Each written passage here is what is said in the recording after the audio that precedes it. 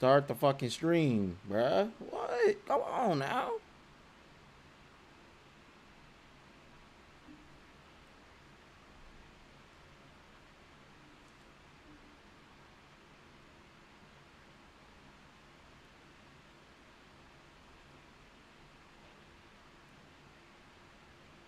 Is it working? Bro, come on, bro. Come on. I did every single thing you told me to do, and yet it's still not loading.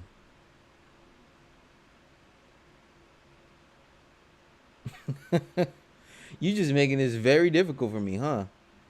Thanks a lot, YouTube. You sure are a hoot. Like, come on, man.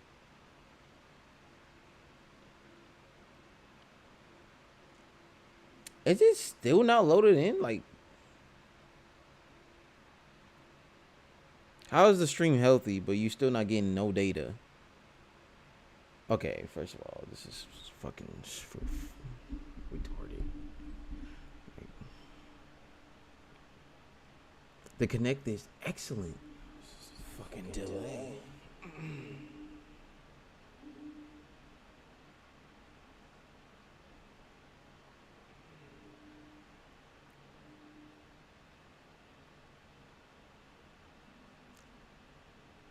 Fuck, bruh.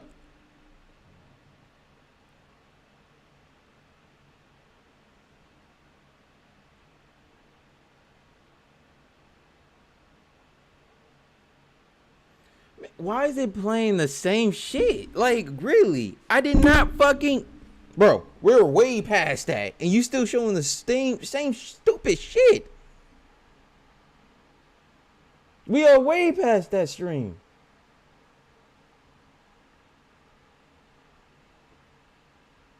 Why do they keep playing the same... Okay. YouTube is not fucking telling me anything. Like, what the fuck? Why is my live not working? Like, come on, man.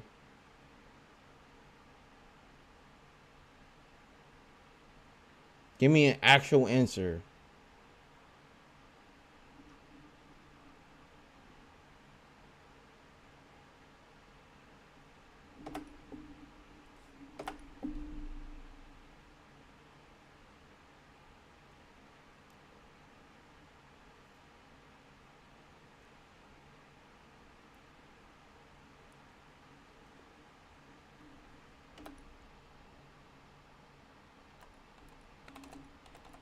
Loading.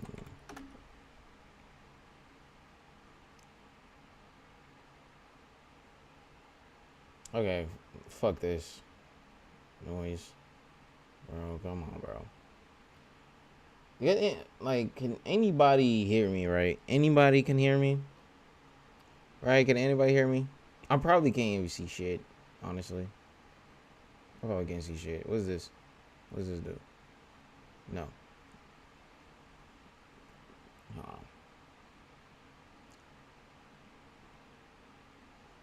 Fuck. Okay.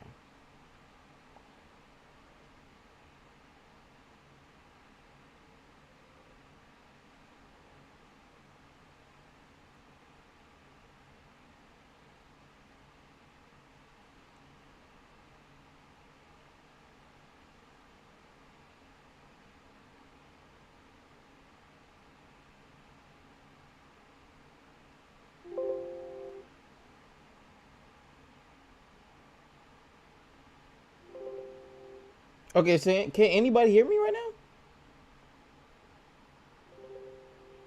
Okay, so can anybody hear me right now?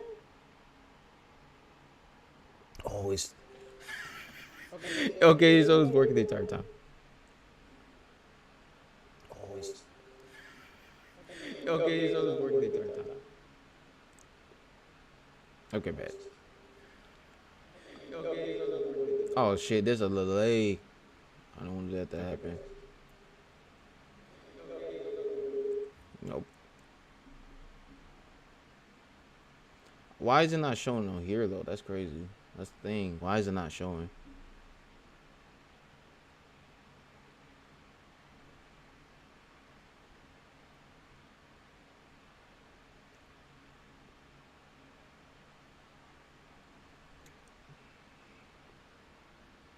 fucking piece of shish. That's what it is. Everybody's on here, bro. Everybody is on here. I couldn't start the stream on that one. I don't know why, but I just could not start the stream. Fuck. I'm gonna have to do something about that. I don't know. I don't know how to do. I don't know. Fuck. Fuck, man. I don't know how this YouTube shit works. They don't tell me. They change a lot of shit.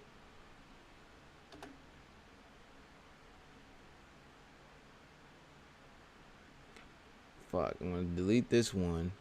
Here. No,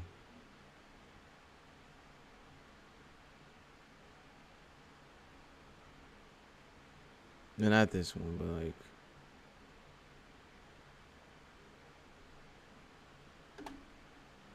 I'm gonna have to change it for some fucking reason.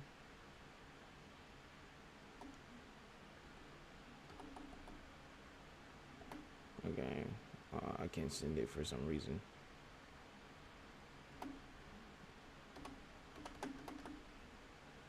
Okay. I can send it there for obvious reasons. So I'm gonna post it here instead. I'm not going to even schedule it no more. I'm just not. Scheduling it is just like a pain in the ass. I hate scheduling.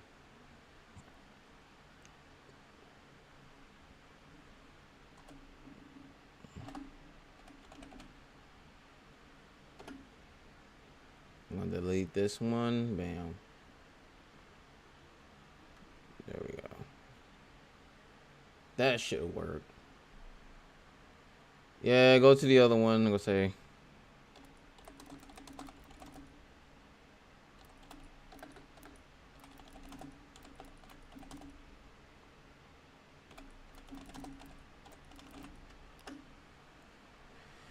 Fuck.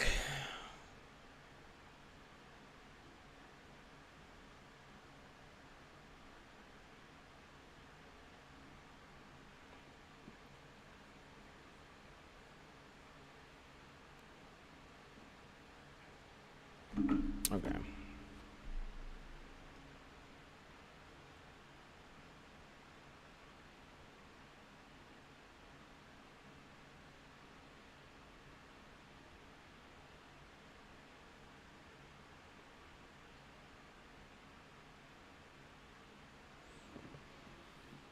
Ooh, Lord have mercy, y'all. Who in here? Who's in here? Anybody in here? Hello. Testing 1, 2, and 3. Fuck.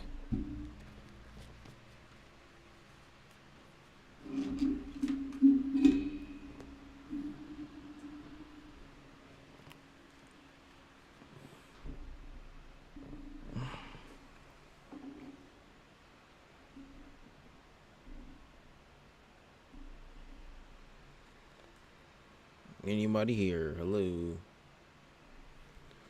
Shit. There we go. Looking delicious. Hey, how you doing?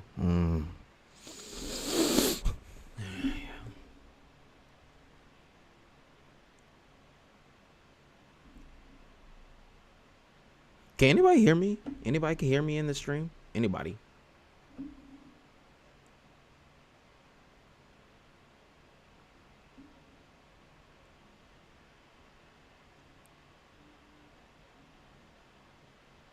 So nobody gonna let me know. Cool. This is why I don't go on stream. So nobody gonna let me know. Cool. This is why I don't go on stream. Cool. This is on stream.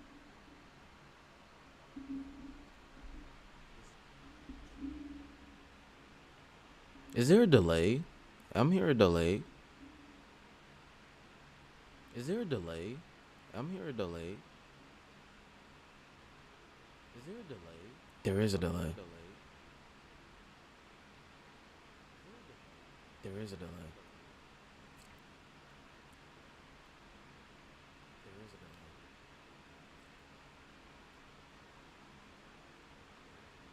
Why is there a delay? Why is there a delay? Why is there a delay? There. Now there is a delay.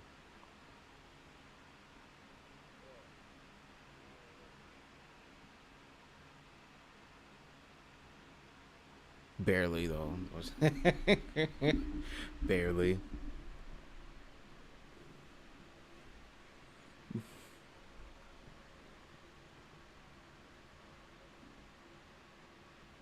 So many fucking delays. What's good? The creator was good. Was good. Was good with you? Was good with you?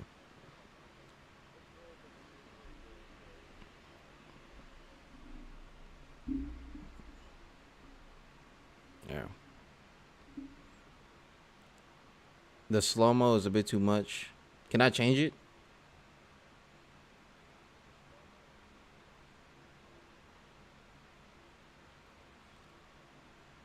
Or do I have to end the stream to change it?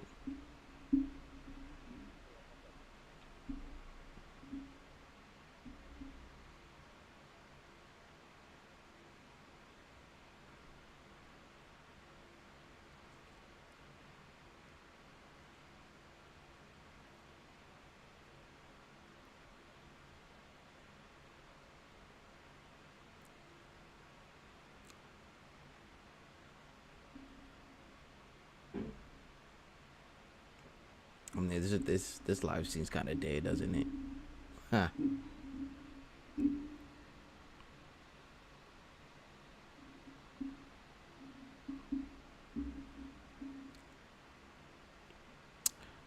Oh shit! I don't know what to do here, but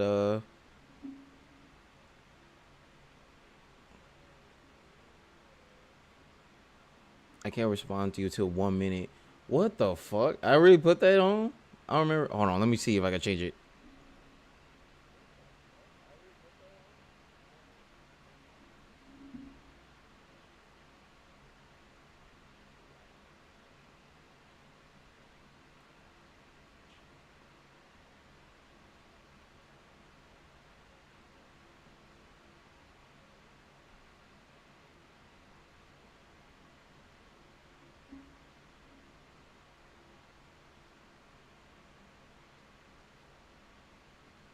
All right. See if I have changed it now.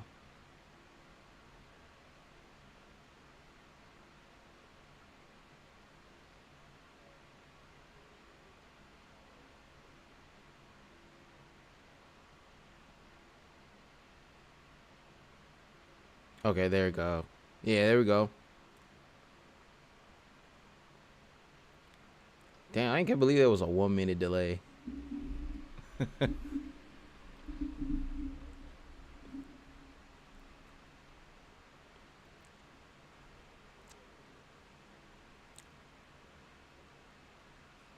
were looking cute. That's why I wanted to say.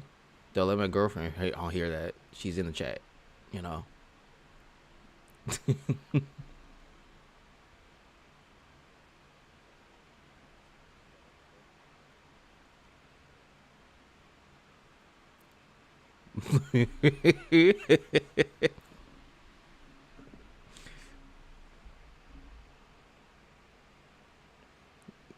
Ah man.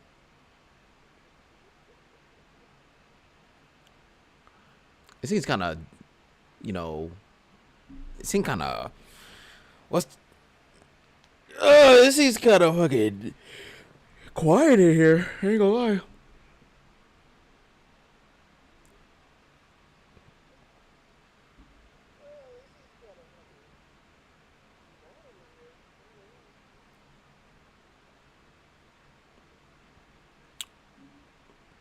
Man,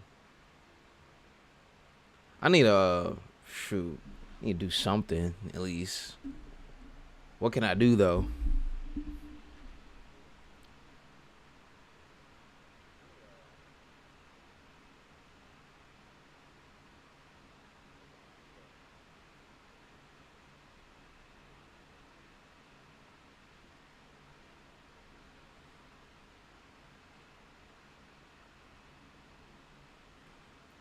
Oh snack. What's good? What's good? Chronicler. Yeah, Chronicler. Chronicler.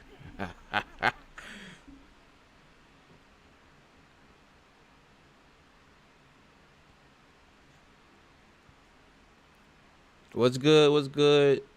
What's good? Welcome to the stream, y'all. Welcome to the stream. Welcome to the stream, bro. Welcome to the stream. All right, I see it like Nah, I ain't mean like that. I was trying to pronounce it right, cause I have like dyslexia.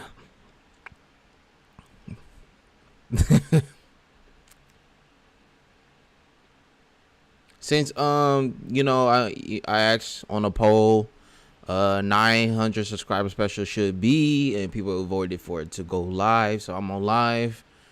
And I guess the second one by a hair behind is versus battle video.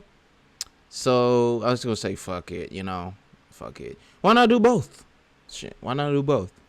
So I was thinking about like what versus battle y'all want to hear straight on live. What do y'all want to hear? Do you want Naruto versus Blackbeard, Shinra versus Natsu, Sanji versus Natsu? What else do I have here? Or Frieza versus Blackbeard? Let me know what y'all guys think.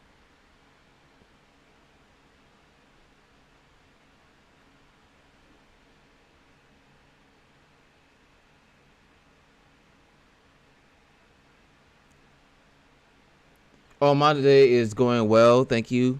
Javub. Javub. Fuck.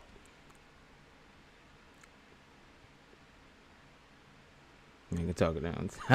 I know you're right there. I actually like what video, like right now, what you want me to do? You want me to do any of those? Let me know. I'll give you my opinion right now. Like, of the battle. How it will go. Naruto versus Blackbeard? Okay. That's one. That's one. Anybody else? Oh, it's Jacob. Okay. My bad, Jacob.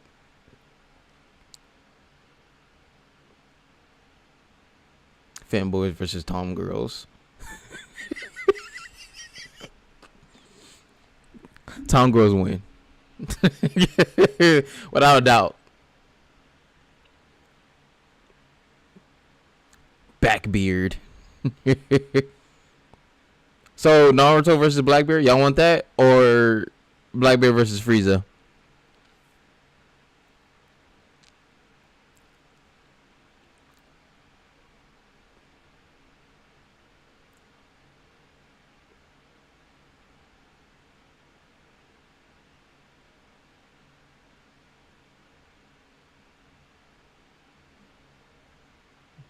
One is superior.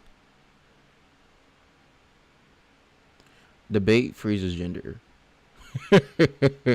Frieza is a girl, confirmed. Be fair. Better be Z Frieza. Yeah, that's the one I was talking about. Z Frieza. Not no Super Frieza. Hell no.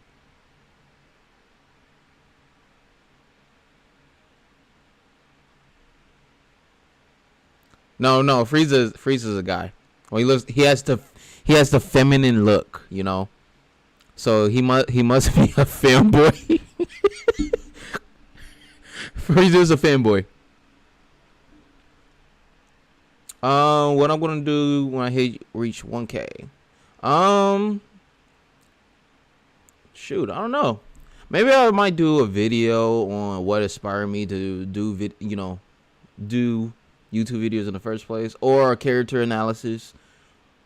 You know, either one.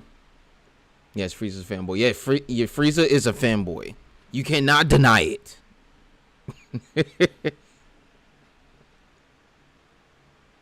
Not the YouTube origin. Not the YouTube origin. Okay, what you want me to do then? Do y'all want me to go live again, or y'all want me to do like some kind of video? I don't know.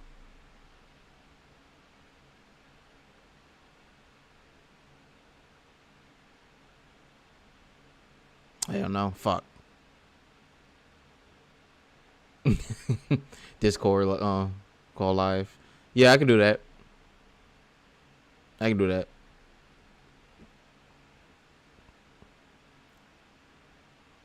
Why are you kissable? I don't know. Ask my girlfriend.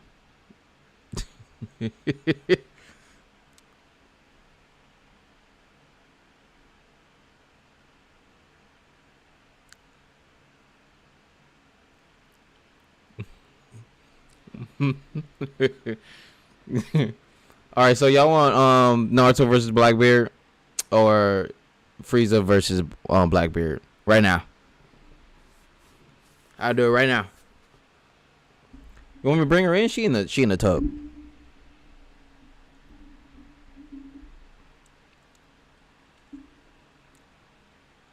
All right, Naruto, bet.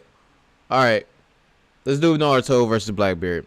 Let's be honest right here. All right, let's be actually honest here, and y'all gonna hear my fair points here. Okay, so Naruto is, for those who actually watch Noodles, is somehow multiversal, and some people believe this shit, right?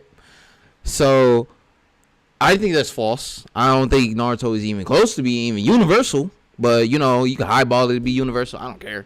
But this is how I think it's going to go. If we're doing, like, Naruto from the original series, like, Sage of Six Path, right? Against Blackbeard, he's getting clapped. He's getting fucking clapped. What's good, Karma? What's good, Karma? He's getting clapped. I'm just telling you the truth. He's getting clapped. Like, what the fuck is Naruto's gonna do? First of all, the true seeking balls only affects chakra. And if y'all want to go, if y'all want to go ego stats, then that's a different story. That's a different story. But this ain't equal stats. It's not. First of all, Blackbeard was complete speed blitz. Naruto. He was straight up speed blitz him. First of all, Blackbeard is comparable to a lot of characters in One Piece that are at least Fashion of Light plus or Master Fashion of Light, like Monkey D. Luffy, for example. For those who don't know, I was gonna do a video on Pre-Time Skip Luffy, but Pre-Time Skip Luffy is at least Fashion of Light. He is Fashion of Light. And if we go by gears, his gears second has been stated, it's been confirmed in the data books to be a 10 times multiplier for him. 10 times multiplier. And we see Gear Second was able to dodge against laser beams before in pre-time skip. Of course, it was like high difficulty, but he was able to do it. He did it in fucking Marine Fort. Come on now. Wait, true seeking balls did not affect chakra. We see they destroy souls. They do. That's interesting to hear. That is interesting to hear. Darkness speed is relative to the speed of movement of photons, the movement of light. Actually, wasn't it confirmed that darkness is faster than light? I don't know. But Blackbeard is definitely faster than light because, you know, light cannot escape his gravity.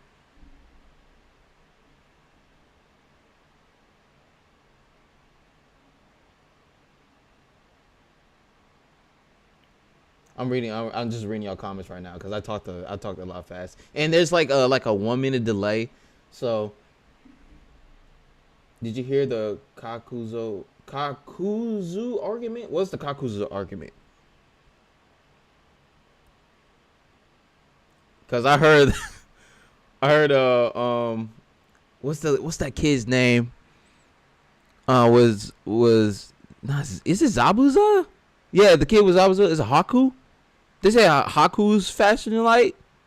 No, the speed of light. My bad.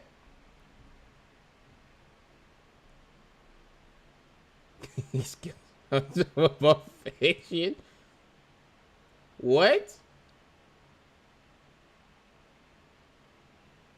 Haku's a dude. Haku's a fanboy. Confirm. Mega dude Luffy versus Naruto. Luffy wins. Luffy stumps Naruto. I don't care. I don't hear nothing about it. Luffy stumps Naruto.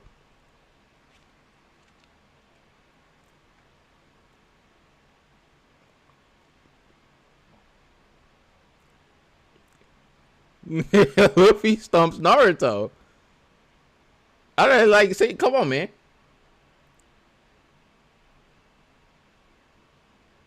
Omega Luffy. Omega Luffy. He's not the beta. He's the Omega.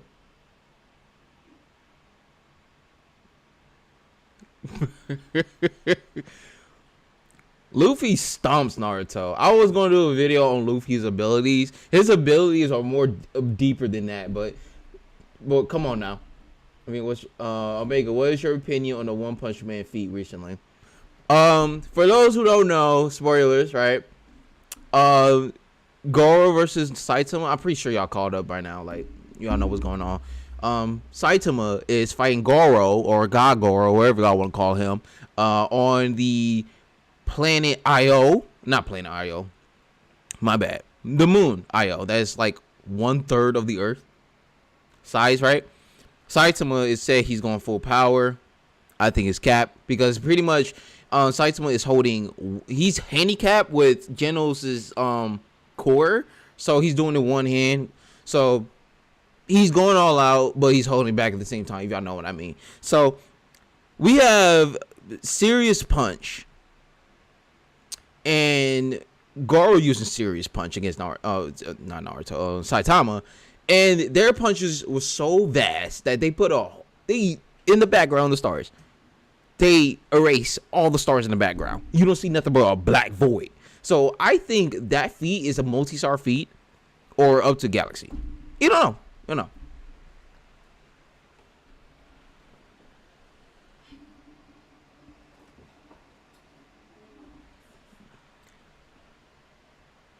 Okay.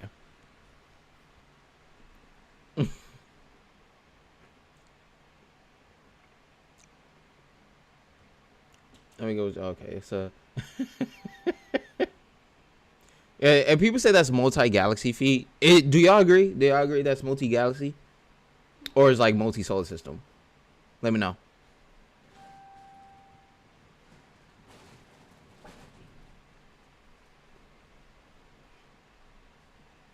What is the strongest character you have seen? I think strongest character in terms of anime or in terms of comics?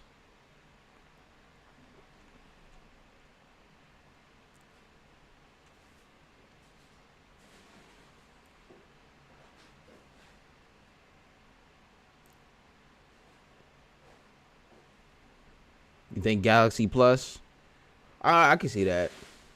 I can see that. Saitama is completely like holy shit. Okay, both. In terms of anime, the most powerful character I've ever seen is Ajumu Najimi from Medica Box. And I don't care what anybody says. That bitch is broken. In terms of comics, the writer, the presence, Immortal Hulk, the one above all.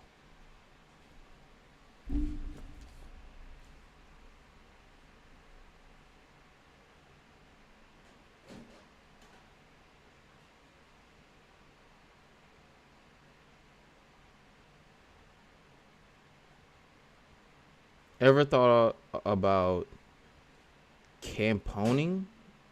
What does that mean? I don't think it's galaxy level because apparently that exact area that all the stars got destroyed, they're randomly back somehow. Randomly back. Was that happening? Like, is there a new chapter that came out or something?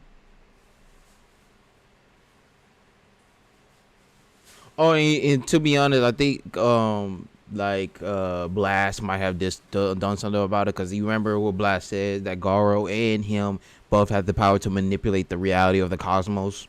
I don't know. Easily star level. I think they beyond that. To be honest, beyond star level, way beyond star level. Like, come on now. If we take that gamma ray burst feat seriously, that in itself is large star level. Like, I don't know. Like, some say that's large star level, but you know, like that's already a star level feat. It's getting late. I'm gonna go to sleep. All right, Karma. Good night. It's a light novel series that got an anime. Campone. I could look it up, you know. Better yet, speaking of which, this live stream is about answers and questions, reactions, power scaling, all that. So let me know what you guys want me to do. Y'all want to answer some questions? Y'all can ask me. You want me to react to a video or a manga or whatever y'all want me to do? Let me know. Send me some links to videos. And you want me to power scale the character that I know of? Let me know. That smell good. What is that? Meatloaf, what you don't eat. Nah, you right.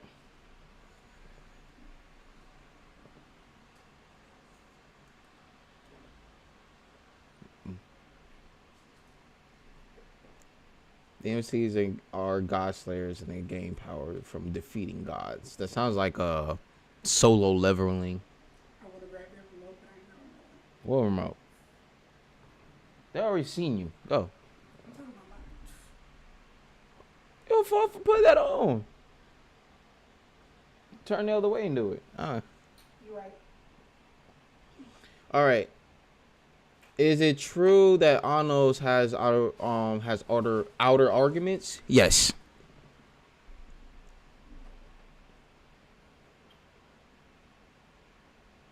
Omega, I have known you for a while now, and how do you think One Piece will end, and how you would want it to end? I think One Piece will end with Luffy dying, to be honest. I think One Piece will end when Luffy dying. Well, how I wanted to end is like this big epic war that Oda has hyped up about being better than Marineford War. It better deliver. Like, come on, man. It better be better than Naruto levels of fucking worse.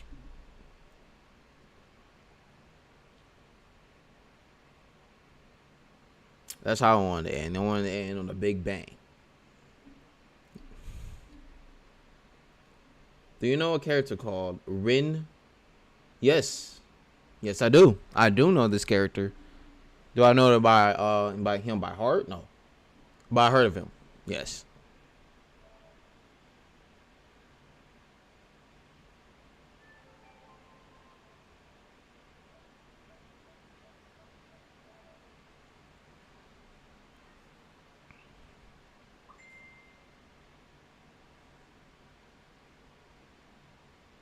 He's really powerful. I could look him up a bit. Let me see. Rin Fuji. Let me see. I'm gonna look him up. Rin Fuji. Wait a minute. This character looks familiar. Yeah, this character looks really familiar. I've heard of him, but I never really seen him. Like,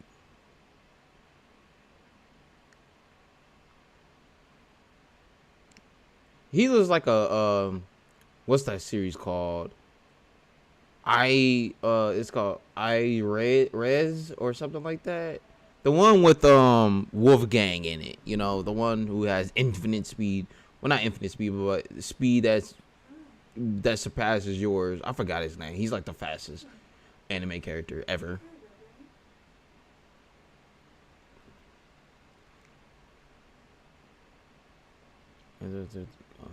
It's the main C. Oh, MC of my favorite one of the other characters.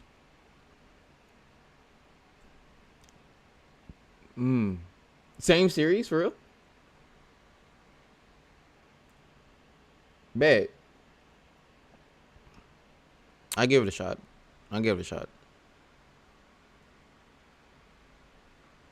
He looks OP. I ain't gonna lie. I would like him. Honestly, I would like him to face off. What's that guy's name? Hold on, give me a second. CERN magical index. All right. What the fuck is his name? Toma. I would like, I would like him to face against Toma. Do you know who Toma is? Dies array. Array? Yeah, I think that's the series I'm talking about, yeah. Alright. Luffy versus Natsu video. Natsu wins. I'm sorry. Chroniker. Did y'all know Natsu is outerversal?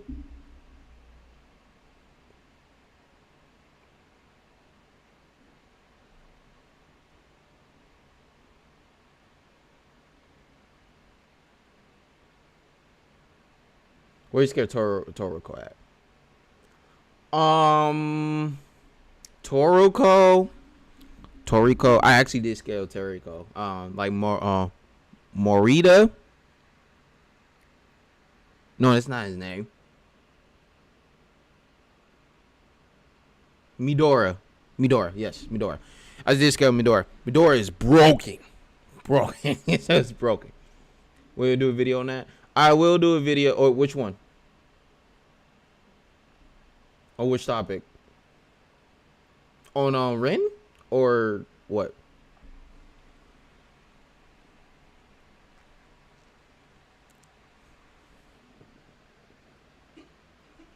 You didn't put the game in?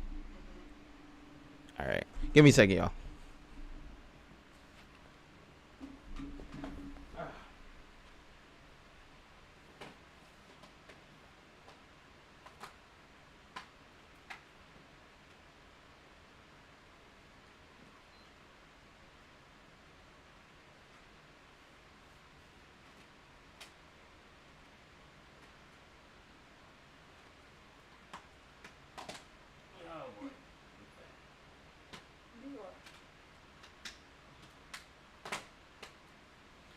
Okay. They say my butt crack and everything. How about that? I'm fat. Okay. It was a nice butt crack though. No, it wasn't. There's kids on here. Alright. So, on video on Natsu? Yes, I will. I will do a video on Anos and Natsu. Natsu being outerversal threw me the fuck off. But, yeah. You can get Natsu outer or high outer. And, yeah. And y'all gonna be... Woo! Yeah, y'all gonna hear the day for that one.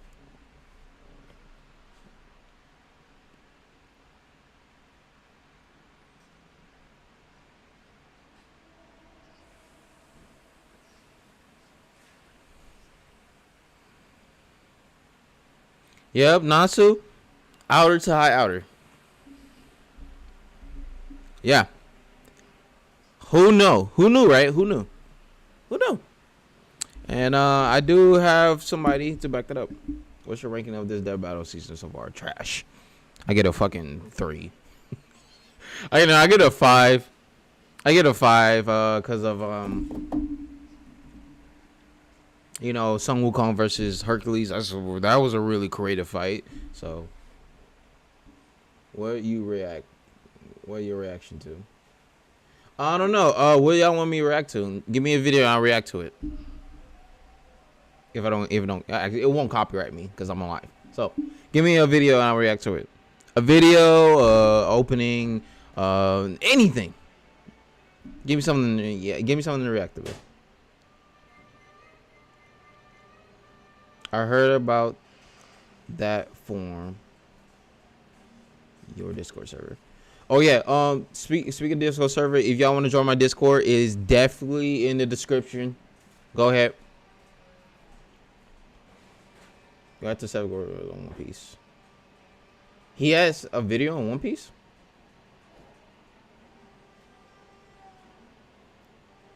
Where do you personally scale? What's no index franchise at? Complex multiversal. I'm I'm scaling off for Tumor. His broken ass. I'm pretty sure he's higher. I think he might be up to hyperversal. I have to double check. One Piece, the Logia problem by sitting on it. I watched that.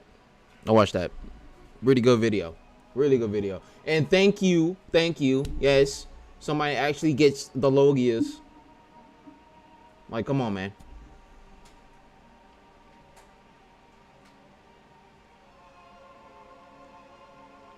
Anything else y'all want me to react to?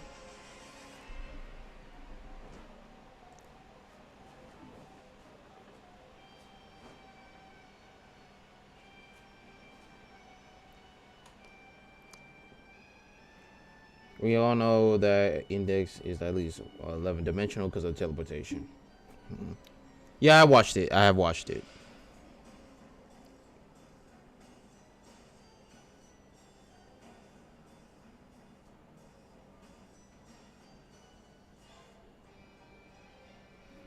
Yeah, like anything y'all want me to react to, just let me know. Don't feel free.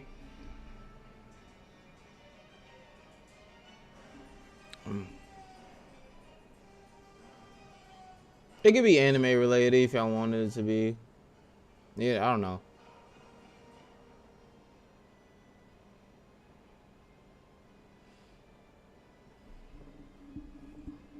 They do it.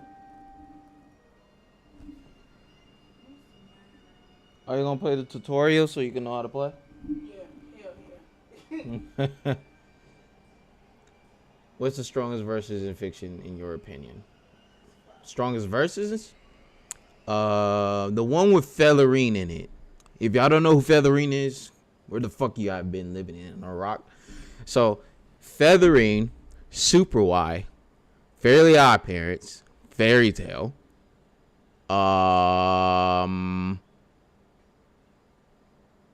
I guess like the DC universe, the Marvel universe. What was another one? Oh, Fate Stay Night or the Fate series. What's another one? Oh, Fire Force, of course. What's another powerful verse? I think Dies Irie or whatever. They're really powerful verse. I can't think of a 10th one. I'm sorry. Oh, Gurren Lagann. Alright. So I talked about Luffy. It talked about if Luffy can fight the Naruto verse. You had to One Piece. The Sunny 13 theory. And might trigger you. I'll give the One Piece theory. I'll actually react to that one, but this one actually threw me off with the Seth one. Give me the link for the Seth video and I'll react to it.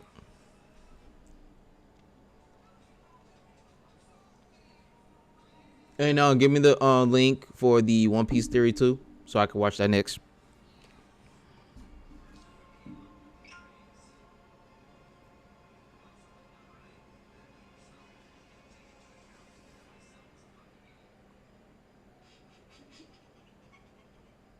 Oh, my back is itching like crazy. On Discord? Okay. Alright.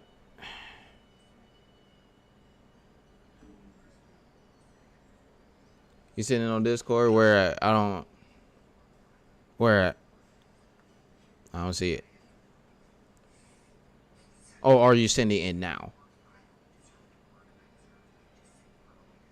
Oh, shit.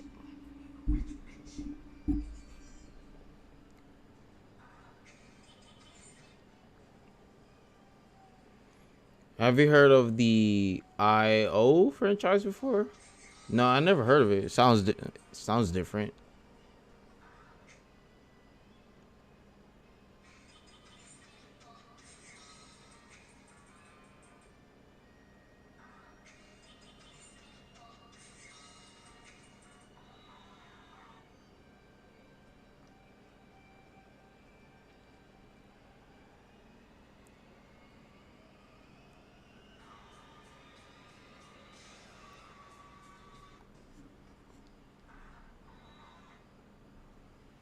Somebody texting.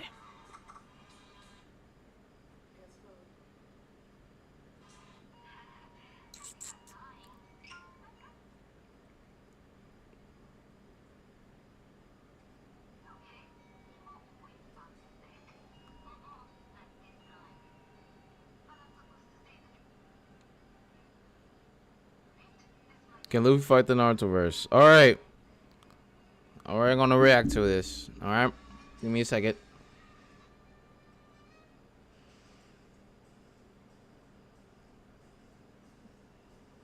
Oh.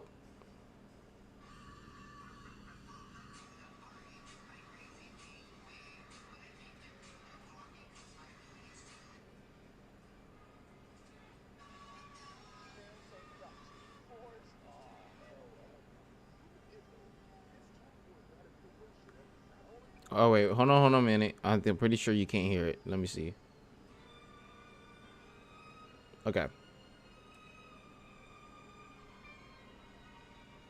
And he not beat Kaido. He got burned. He got the worst Toon Force ever.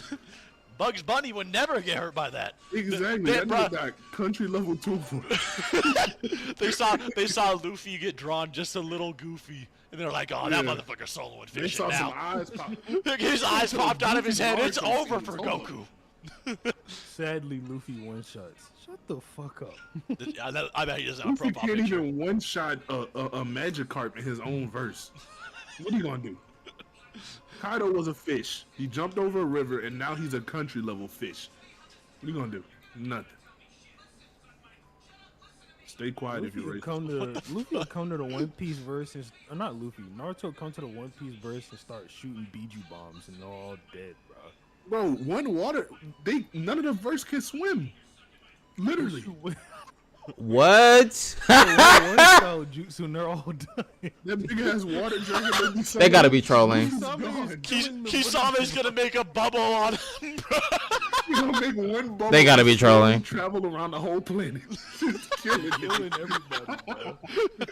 Wait, does water like negate their abilities when it's launched?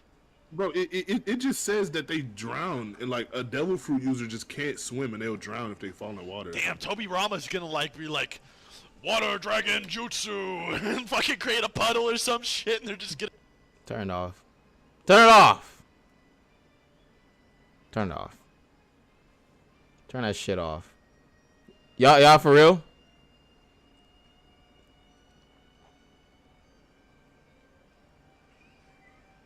Y'all for real?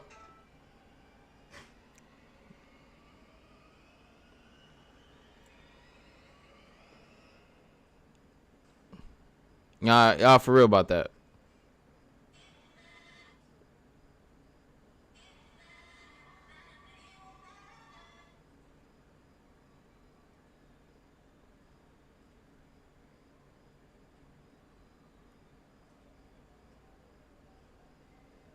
Man, are you serious, bro?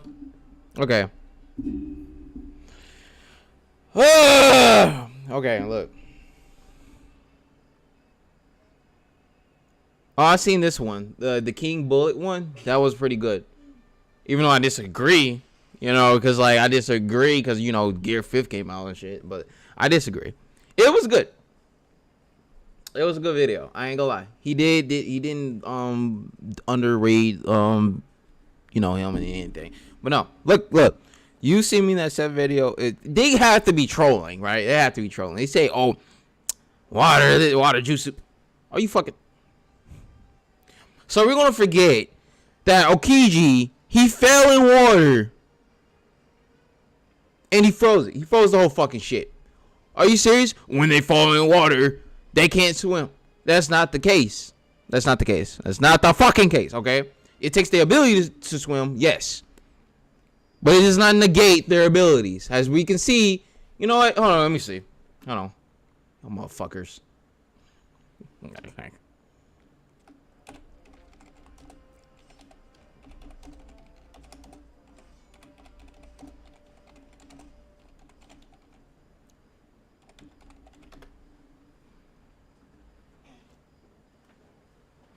Oh, motherfuckers. Woo! Okay. Okay, let me see.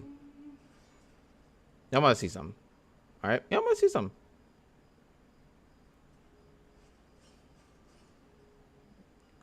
All right. So, okay, so yeah, all right. Y'all see this? You see this right here? Luffy is underwater and his powers still work. All right, his powers still work. Another thing, right here. Underwater, his powers still work.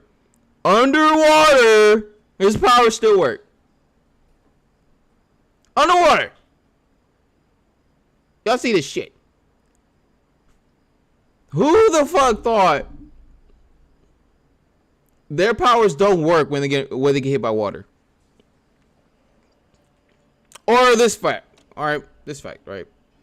These motherfuckers are okay. I'll get OKG and like falls in water. Oh, you come on.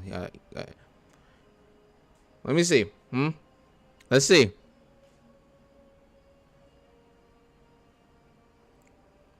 Let me find it.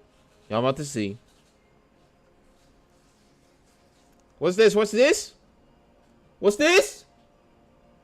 is this? Oh, Okichi's falling in water. He's falling into the sea. Oh, he freezes it.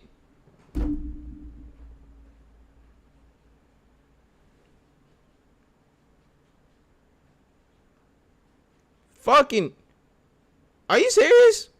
Oh, just negate him as soon as they. First of all, if this touches Aokiji, he's freezing the fucking water. Yeah. Second thing, crocodile. The one of the weakest. Crocodile.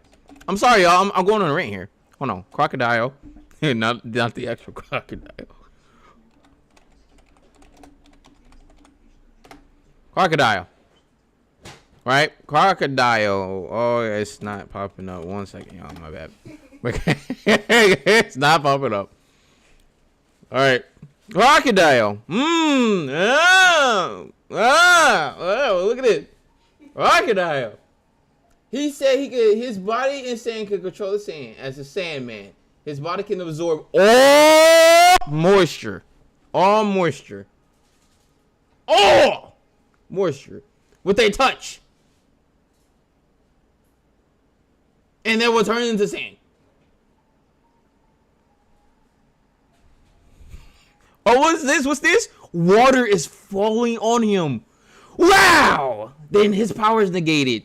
His powers are negated, everyone. Oh my god!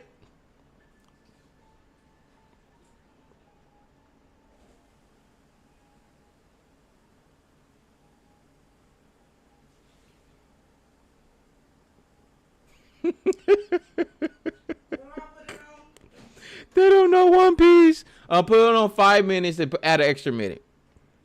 They don't know One Piece. Oh, what's the seawater? It's only seawater. It's only seawater that affects them. Oda literally says there are certain amounts of water does not affect the Devil user. Rain is one of them. It does not weaken them. Look. Devil users in seawater, when they reach at a certain height to their body, has their powers. No, not the powers. Their strength is weakened. Their strength gets weakened. Not their powers, their strength. So there's not nullifying shit. Okay? Except for Crocodile. Crocodile is a special case. If you wet him, he'll get solid. But that doesn't matter because he'll absorb it. Seth, come on, man. Y'all have to be trolling. If y'all trolling, I'll take everything back. But if y'all not, y'all dead ass serious, what the fuck do you think you're doing?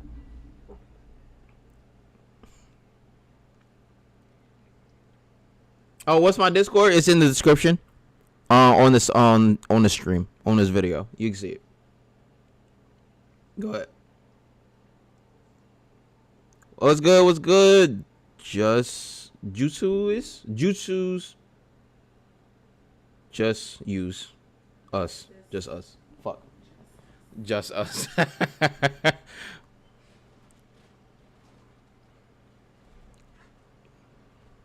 Yeah, this is like straight up bullshit. Like.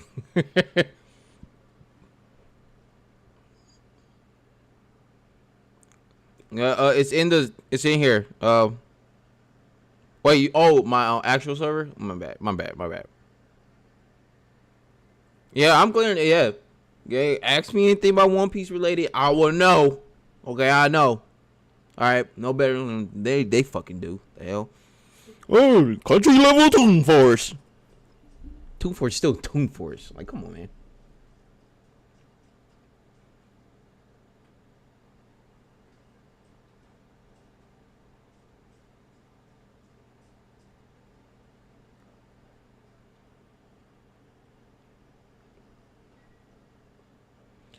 Give me 1 second. I'm trying to get the right here. Did I copy it? I think I copied it. Give me 1 second. I think I want to post it here. All right, that's my Discord. Yeah, I want to hit me up. Thanks. Thank you so much. Yep, I have hit 900. I'm very proud. Very proud. Let's get to 1K, y'all. Let's get to 1K. Is Luffy gay? I haven't seen one host. Luffy is asexual. He is asexual. He does not have any hormones, and it's been proven because of the love fruit is supposed to be, attraction, right? Luffy is asexual. He does have his hormones ain't there. He don't care about that. He don't care about his glow.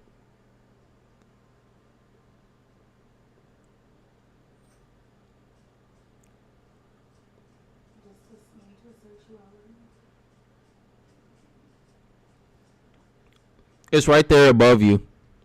I posted it in the chat right there.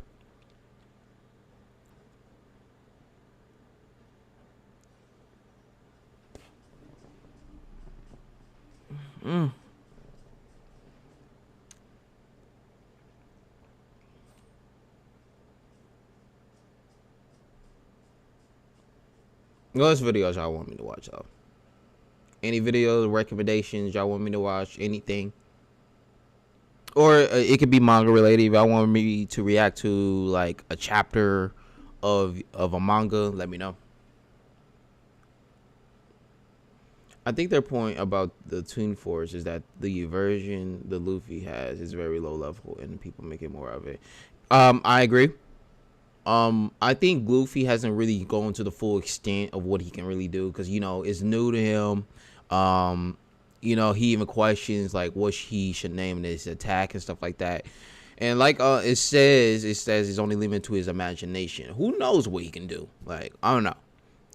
Like, come on. But I do know that Luffy is definitely warping reality. Just sent you a video? Alright, let me see.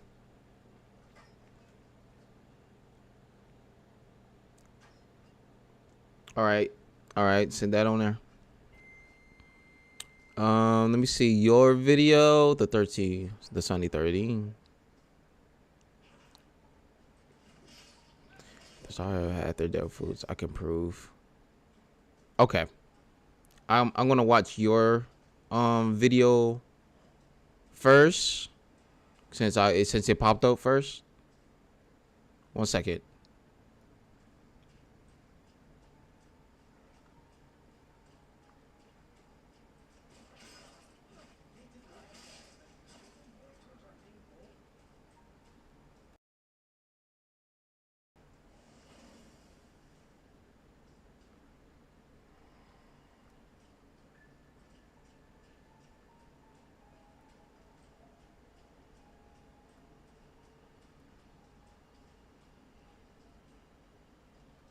Oh, wait. Damn, Nat.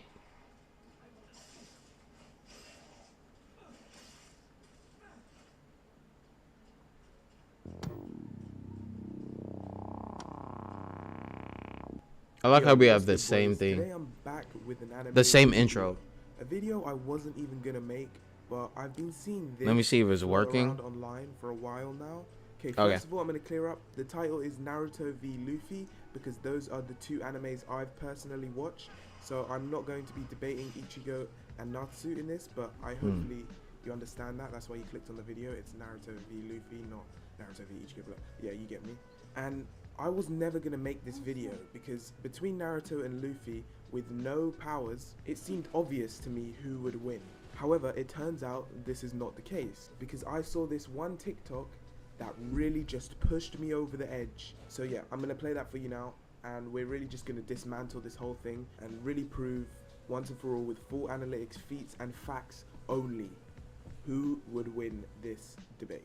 Stupid anime Facebook post day 3. The question was, who got the best hands between Naruto, Luffy, Ichigo, and Natsu? And people had the audacity to pick every other character besides Naruto Uzumaki, the 7th Hokage, the son of the 4th Hokage, the student of the 6th Hokage, also the student of Jiraiya Sensei, one of the legendary Sannin, who also was a student of the 3rd Hokage, that same 3rd Hokage that learned under the 1st and 2nd Hokage. He comes from a long line of fucking hands, and y'all picked Ichigo, Natsu, and Luffy over him? What the fuck? Okay, now that you've seen that video, we're going to get straight into how I'm going to dismantle this completely. So first of all, the first thing I want to start off this entire video with is looking at the post. The post states, all hands, no powers, okay? No devil fruits, no kurama. I can't stand TikTok, bruh. No Mugetsu and no. Okay. I cannot So, power scale for I'm assuming it shit. includes Haki as well, because if it doesn't, then that would just be completely ridiculous. I'm assuming he just didn't type it out. He just chose devil fruits, but no. See right here? He fucked up. He fucked up. He said no. He said no powers, right? No devil fruits, no magic and stuff like that. First of all, what about Haki? If he still have Haki, then he's fucking devastating their asses. Like no joke. He didn't say no Haki. He didn't say no Haki. Like does that consider a power? Because it's I don't know. It's willpower. So like, is like what? Like, come on now. If it's straight hands, Luffy is whooping their asses. Like I'm not all there, you know. Because Natsu, he does have some kind of some martial arts in his name, but like, come on now. Naruto, he could throw some hands. Ichigo is the first to go. Okay, let's just put that down. Ichigo is the first to go. He getting his ass whooped by everybody. He's getting his ass whooped. But Natsu, he's second to go. He's getting fucked. Get out of here. And now it's between Naruto and Luffy. Let's see. Chakra and no Haki involved either, okay? So, I thought the best way to do this was to break it down into 4 categories. Number 1, combat experience. So this includes taijutsu training, you know, the training Luffy did as a kid, you know, all the knowledge they have on fighting, their fighting instincts. Number 2, strength, right? Strength is a big factor in fights, okay? A lot of the time, not always, but a lot of the time, the stronger person wins. Thirdly, speed. Speed is just as important as strength, if not even more important. Speed gives you an incredible advantage if you have it over your opponent. And lastly, durability. And obviously, just to make myself clear, all of these things will be looked at in their base forms. So Naruto, without chakra, without kurama, in his base human form. And Luffy, without Haki, without the use of his devil fruit. Oh, no Haki, base okay. Human form. Okay, let's begin. First things first, I want to talk about the TikTok and how stupid, just straight up stupid his point was, okay? The point in the TikTok was that Naruto's trainer was all fighters, right? So he's in a line of fighters. He was born into fighters, okay? First of all, in this argument, that's irrelevant. It means nothing, all right? It doesn't. It does mean nothing. It really doesn't. The person that he brought up that means anything is Jiraiya, Naruto's teacher, okay? Because Jiraiya is the person who taught Naruto everything he knew. Exactly. Right? or okay, not everything, but like. Well, yeah, like the only Kakashi. people relevant in that point is the people who taught Naruto, right? Like Minato means nothing in this argument, okay? Nothing. Because Exactly. Minato did not teach Naruto everything he knows. Like Naruto is his own person. Did he even teach him anything at all? Saying, Like, come on. like, Now. Picasso's descendants will just naturally be one of the best artists of all time, or Da Vinci's kids are just gonna be like incredible at art. Like, it's such a stupid point that like I don't even feel like I need to talk about it too much. Okay, now that I've just completely shown how ridiculously stupid that TikTok was, let's get into the first point, which is combat experience. That's how it goes. All of my opponents get disintegrated from the head to the floor like a rubber band. We show resistance and I'm pissing on them. See nigga my bed pan, bitch I've been fly. Starting with Naruto's combat experience. Naruto was never really prolific at taijutsu. In the first parts of the Naruto show, he usually overcame his problems by forcing his way through, improving his ninjutsus like his Shadow Clone Jutsu, and eventually the Rasengan. Yeah. However, in Naruto Shippuden, or Shippuden, or however you want to pronounce it, I'm not Japanese, sorry. I'll just call it Naruto Part 2. Thank you. When Naruto was learning Sage Mode on Mount Myoboko, or Mount Myoboko, once again pronunciations are going to be scuffed, he was able to utilize Frog Kata, a taijutsu style taught by the Sage Toads on Mount Myoboko.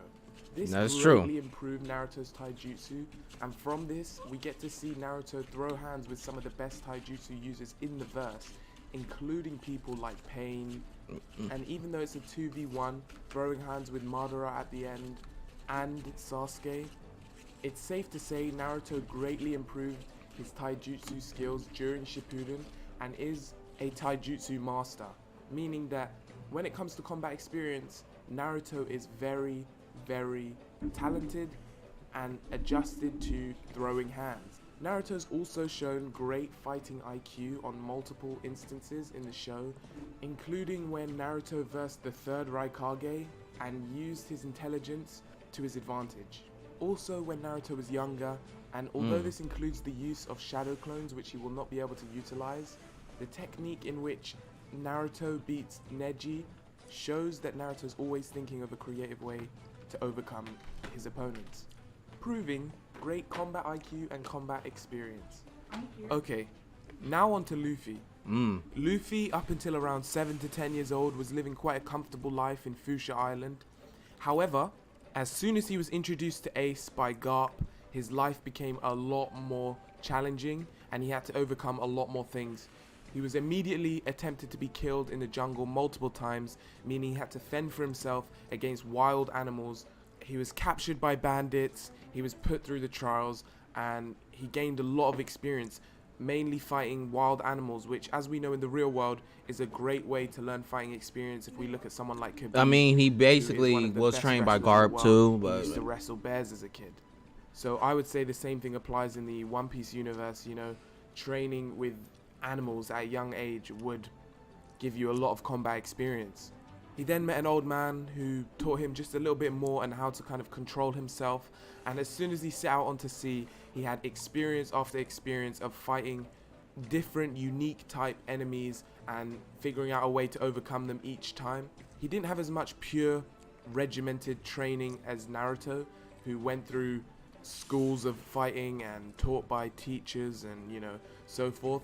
However, he did have Rayleigh, who taught him a whole lot. Luffy has also been shown to learn things incredibly quickly, especially when it comes to combat, in which he can pick up things that would take people years of training in single fights.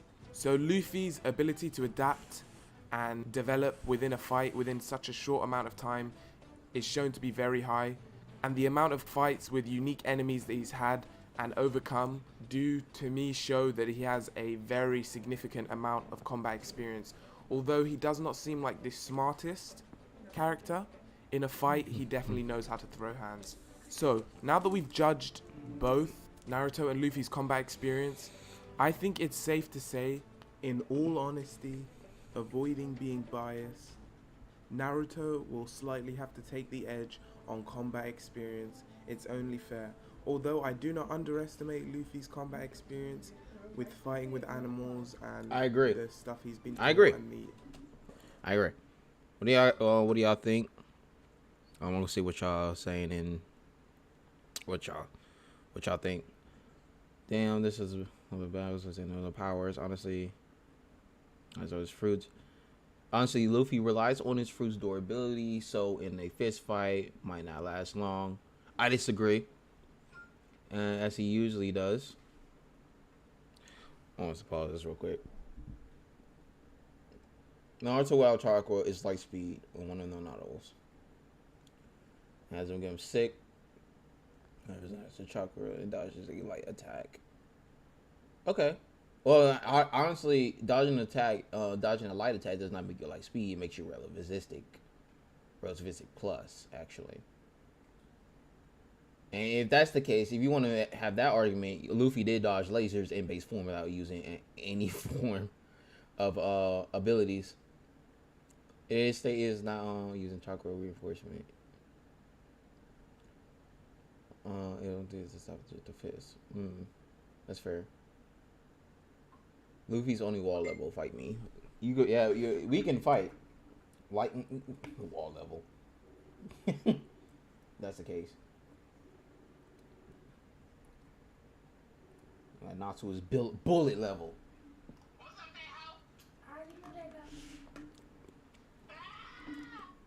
All right, let's continue.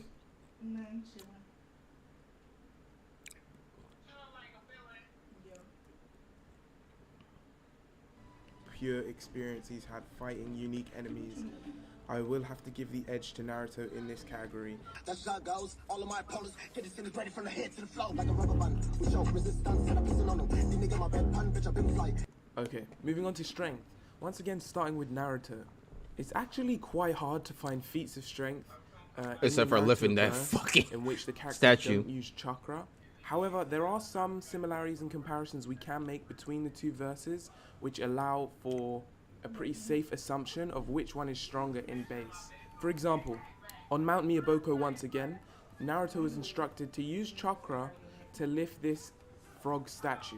And obviously there's no way we can get a cement concrete number on how much this rock weighs, but we could just judge from the size of the rock and assuming that it's solid, because it most likely is, that it's just a standard stone, right? It was never mentioned to be like lead or anything like specifically way more heavy. Like it just seems to be like a standard sort of stone, sculpting stone, right? And as we can see from this clip, Naruto struggles to lift it even though he's using his ninjutsu chakra to increase his strength. So this is something Naruto physically cannot lift with just his regular strength alone. So we can deduce that if he can't lift it with chakra, he definitely can't lift it with just his base strength. Another clip here is from Boruto, in which he's a fully grown adult and he catches what seems to be a standard metal blade, right? Nothing specific or special about this metal, in which he needs to use the Nine-Tails chakra to crack and break. So No, it's not that strong. How y'all feel? Also deduce that he requires chakra to break this metal. Poor blade, Naruto. standard metal blade. While Luffy over here. So the more solid piece of evidence is the fact that he cannot lift the rock without using his chakra, because we could also assume that maybe he's just using his chakra for fun here, and he could have done it without the chakra also, but it's just another, just another bit of evidence. Okay, now moving on to Luffy clips. It's a lot easier to see Luffy using just his base strength No breath in this protection. because we know that his devil fruit does not increase his physical strength in any way, and we know that to use haki to increase strength is something Luffy is only just learning, right? Because we know armament only increases defense, and in some ways it can make offense hurt more, but it doesn't increase your physical strength. And obviously It doesn't. observation doesn't, and for all we know, Conqueror's haki doesn't either. So we can just see feats that Luffy has done that demonstrate his base strength. So we have a clip here of Luffy picking up a massive boulder. He just that threw probably it. has similar Tossed weight it. to that statue, and not only picking it up, he throws it into another mountain and causes the mountain to explode, right? With just base strength. So it wouldn't be. Oh, don't stupid to forget the say time Luffy that- would have no problem lifting up. That Luffy actually one-shotted a sea monster. First episode. Actually casually one-shot it. Like, And we know how big that thing is. Strength, by the way. Like, come on. Luffy's strength is monstrous. That frog statue, especially how this was pre-time skip Luffy doing this lifting. And then another clip with pre-time skip Luffy grabbing a standard metal blade in the verse with his bare hand, not only stopping Arlong, the person holding the blade, from moving it, but then shattering it the same way Naruto did, but with his bare hand. And this is pre-time skip Luffy, so it's not only has he shown feats here that have shown to be way stronger than what Naruto is capable of doing in his base form, this is pre-time skip Luffy. So it's safe to assume that he's increased in strength tenfold at this point. Just in case, here's another clip of Luffy separating two buildings. With just pushing it. Just using his outwards force, pushing outwards with his body, which is once again an incredible feat of strength done in his base form without the use of his devil fruit. So for this category, unlike last time in the combat experience where Naruto slightly took the edge, Luffy wipes the floor with Naruto when it comes to base strength. Exactly. Luffy is 10 times, if not 100 times stronger than Naruto in base form. So if Naruto's strength is minuscule, if Luffy punches Naruto, just know he's getting fucked. in base form in comparison to Luffy's. But it all comes down to speed. Judge from the feats, the facts. So yeah, Luffy takes the huge advantage in this category. That's how it goes. All of my opponents get disintegrated from the head to the floor like a rubber band. We show resistance and I'm pissing on them. These niggas my bed pun, bitch, I've been flight. Okay, boys, these last two categories is where it becomes increasingly difficult to find any feats or facts that prove the stats of the characters in their base form. For example, with the next category we are doing, speed, it's almost impossible to find feats or facts that are noteworthy when it comes to Naruto using his base speed without chakra. It's a lot easier to find feats and facts of Luffy using his base speed just because of the way the powers in One Piece work. The same with the final category after this, which is durability. It's almost impossible to find any solid feats of Luffy's durability in base because, as we all know, his devil fruit is always active. However, let's get on to speed. What? First of all, what? For those who actually knew about One Piece, Haki literally nullifies his fucking rubber durability. There's tons of fucking durability feats for him. What are you talking about? It's like, what?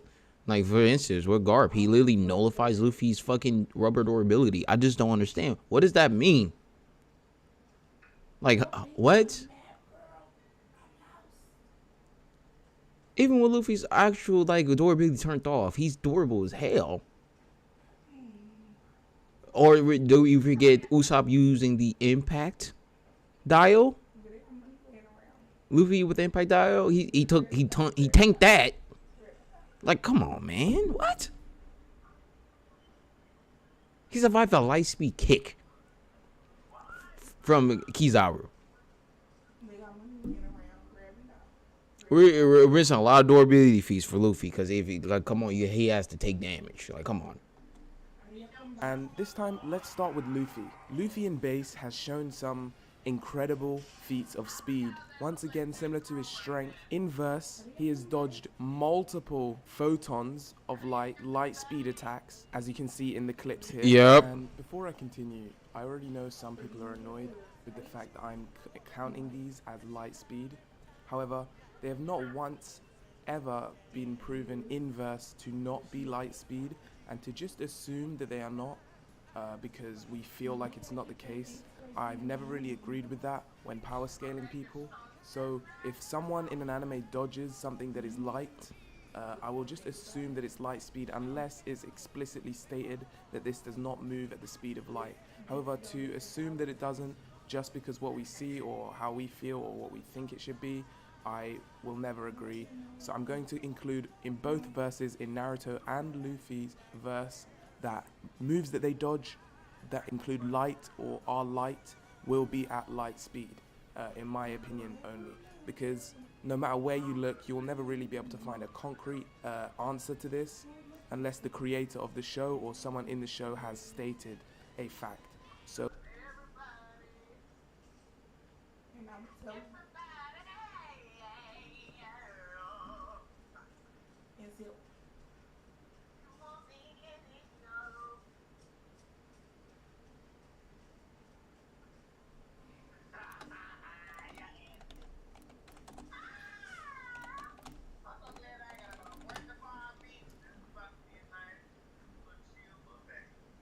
so you gonna glad up?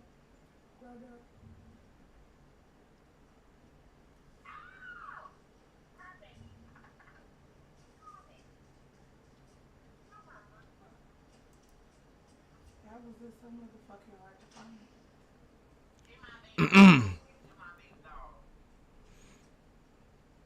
According to the data books of Kizaru and translations, a light man who consumed the Pika Pika no Mi, a light fruit, Kizaru can turn his body into light and can spam attacks at light speed. Although Kizaru boosts overwhelming speed at sparks this very uncomfortable steady tone after observing Akainu rootless through justice. He has extremely laid back, justice. He releases an infinite number of light bullets frontwards and effectively blinding and attacking at large amounts at enemies at once. His ability is very effective for both evasion and movement, so it is impossible to grasp even a single one of his movements without being proficient hockey user. He who manipulates light and marines fastest and third admiral. That's all I have to say. So when you look up, can Luffy move faster than light? Some will say he can react faster, but he can't move. Some will say he can move faster. So I'm just going to stick with this is light speed in the Naruto verse. This is light speed in the One Piece verse, just to keep it simple. Luffy has also dodged light beams, as stated in the manga, that the Kuma pacifistas have somehow obtained the ability to shoot Kizaru's light beams, in which Luffy dodges. And some could say this is due to his observation haki. However, we do know observation haki just allows you to see moves at a faster rate. It does not increase your body speed, so his speed in itself is moving at these levels. Exactly. Moving on to Naruto, there are very high feats of speed shown in Naruto. However, only one to be proven at light speed, which is Naruto point blank dodging a light speed attack from Madara, although he was in the Sage of Six Paths form, one of the strongest and fastest Naruto has ever been, meaning there are not really any other feats of speed that I have found in Naruto that are worth mentioning, because none of them seem to be at light speed level. Please correct me in the comments if I am wrong. So from my deduction of these feats and facts, I will have to side with Luffy here and say that if it really came down to pure speed in their base forms without powers, Luffy would probably come out on top. There's not really been any clips of Naruto doing anything close to light speed in his base form, and the only real light speed attack that he has dodged has been in one of his strongest forms, and he only did it barely, although he was point blank, which is incredibly impressive. Yeah. So, in my opinion, Luffy takes the advantage here. Now what? Durability.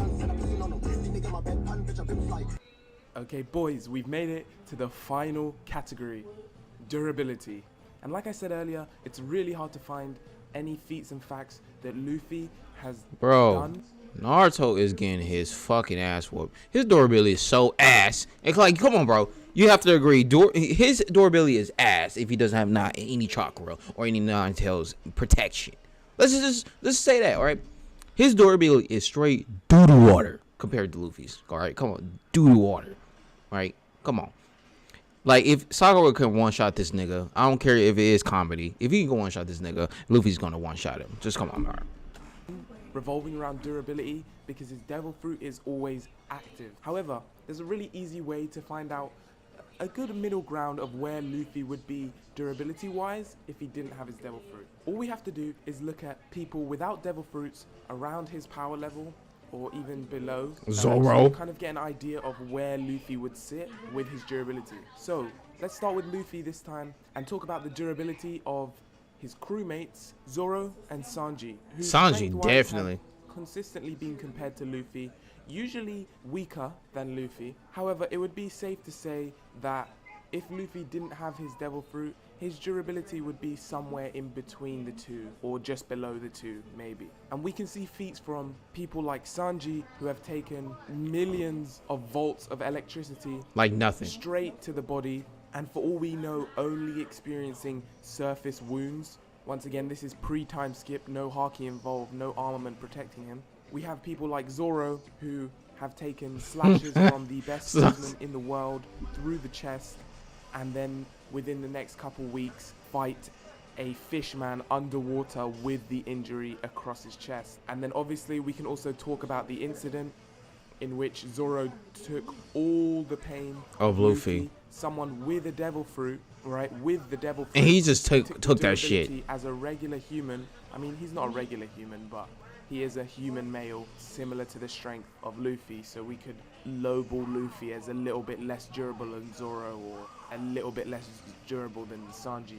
The point I'm trying to get at here is regular humans in the One Piece verse just seem to be incredibly durable. And that's just the case. And when I say regular humans, obviously I mean actual Even the characters. I'm even not the talking fodder about characters are actors fucking. across the street who'll die to a single bullet. Obviously, I don't mean those people. But all I'm saying is regular humans in the One Piece verse, if they are strong, just seem to be naturally durable. So it would be a safe assumption to assume that Luffy would be somewhere around this durability level without his devil fruit active. Like I said, I'm fine with keeping him a little bit lower and saying that he doesn't really get close to Zoro and Sanji. However, he would still be extremely durable. What? Bro, what? What?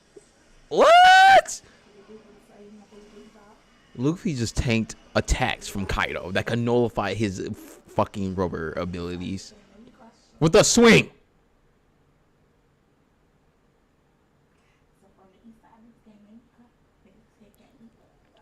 Is nowhere near. Okay, but all right. And I don't see him getting knocked out by any punch Naruto could throw. Okay, now on to Naruto. Naruto, we have a lot of a greater idea of the amount of durability Naruto can personally take. And from what I've researched, from what I've seen, Naruto is able to take a lot of damage and to take a beating. However, usually it involves his chakra healing him after. Leaking from the Nine Tails usually heals him. And we've also seen that without this chakra, lower level attacks would put Naruto out of commission.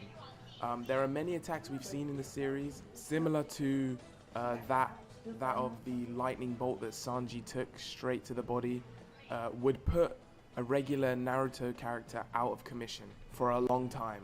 Without chakra, I believe it's undisputable that naturally the comparison of the two verses show that the One Piece verse, durability wise, is also just levels ahead.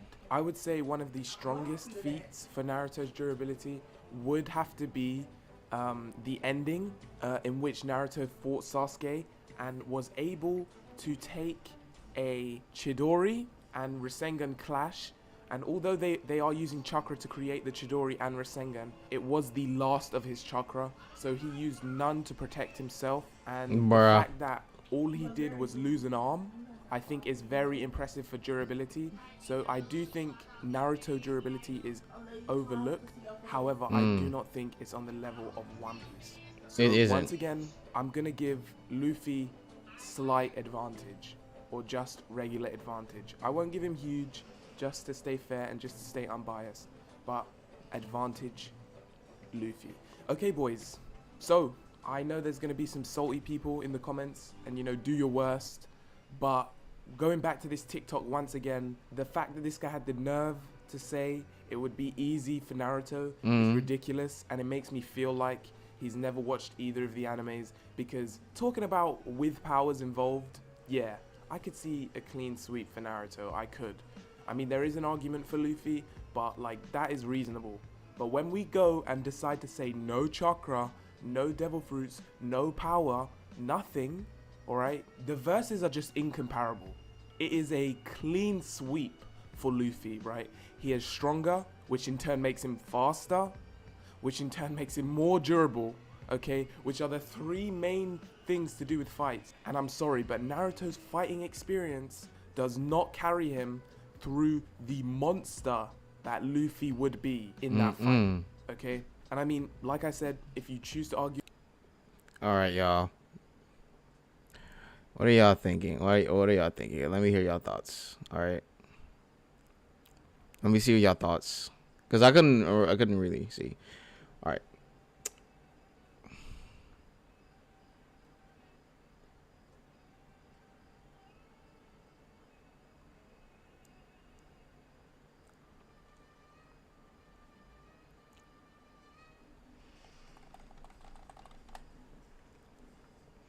Let's see y'all thoughts.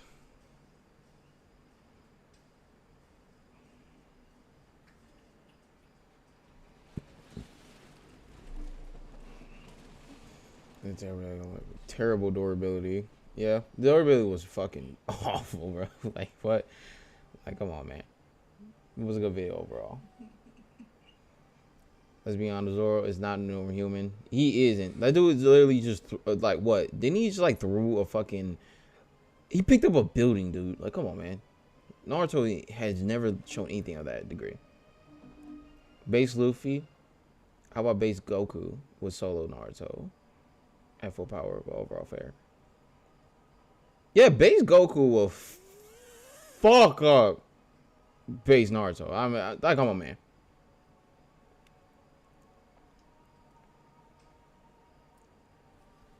How's the game? It was good. You beat the tutorial?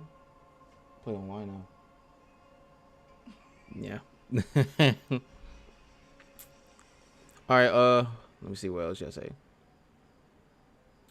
Well, any feats we see Luffy do have to assume his fruit is helping him passively because he's literally made of rubber.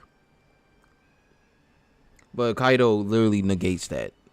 The saying though, with his club.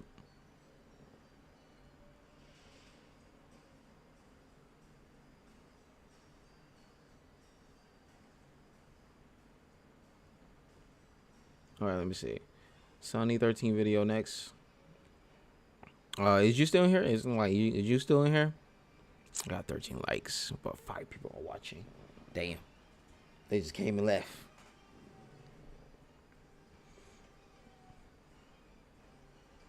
What time is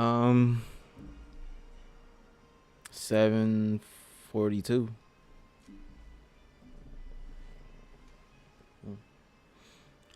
All right. Did you watch this video on Gojo versus Kakashi? You haven't? I said in the Discord. I have not actually. I have not.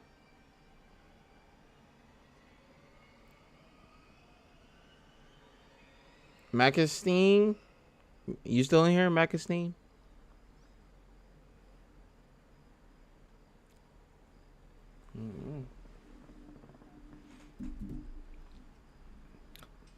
I saw Najma in here. She was in here. Mackenzie. Oh, Macastine. I said Macastine. What the fuck?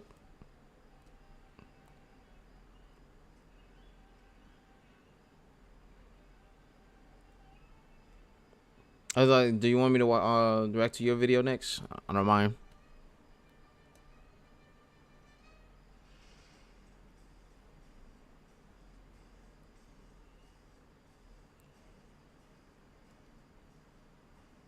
I like how people join. They like it and they leave. Yo ass.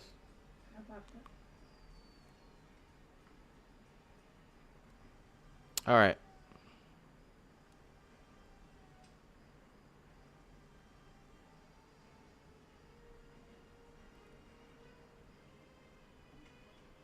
Let me see. So there's pending. My pending doom.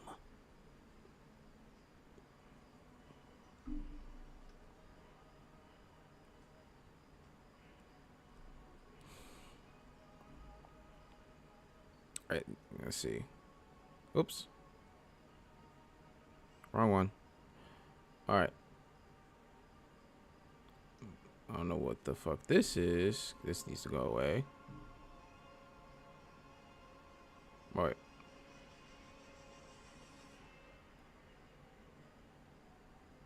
Let me see if I can remove this. Yes. Remove that, please. Okay.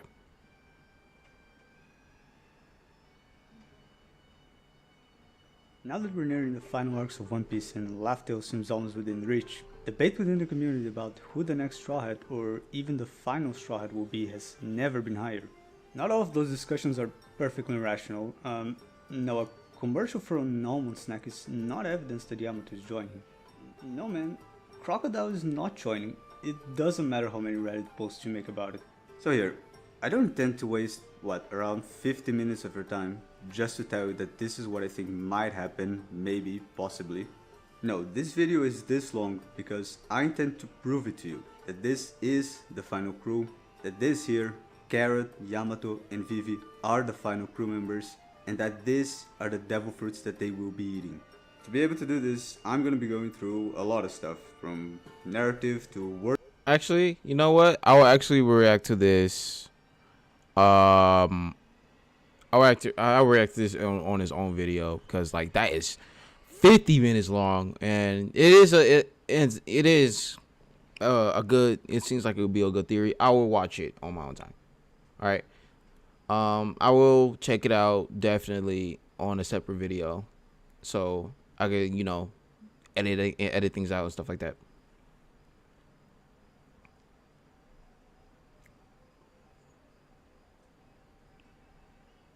Two times it. It's still 50 minutes. And plus, I can't really be on here that long, you know. My girlfriend wants attention. And she over here just sitting right here. She wants attention. So I can't be on there very, very long.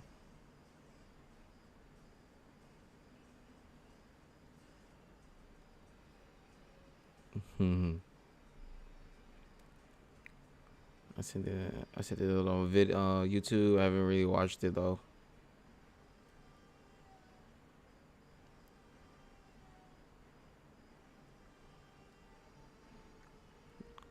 But don't worry, man. I will watch this. Yeah, I'm not going to ignore your request. I will watch this. I'll make a video of it and get my thoughts about it.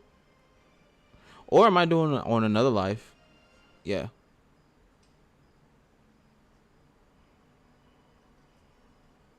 What the fuck am I looking for again?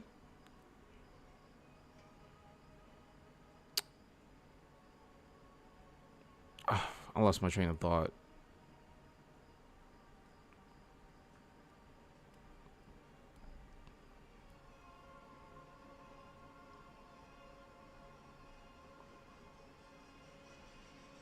It is the bomb, yeah. Oh, Gojo versus Kakashi. Right. Let me hear his arguments.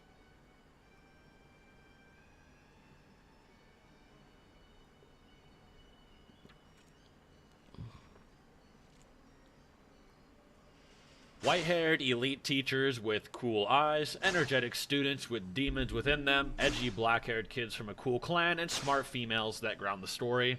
They're pretty similar, so yeah, people make them fight to the death. Awesome.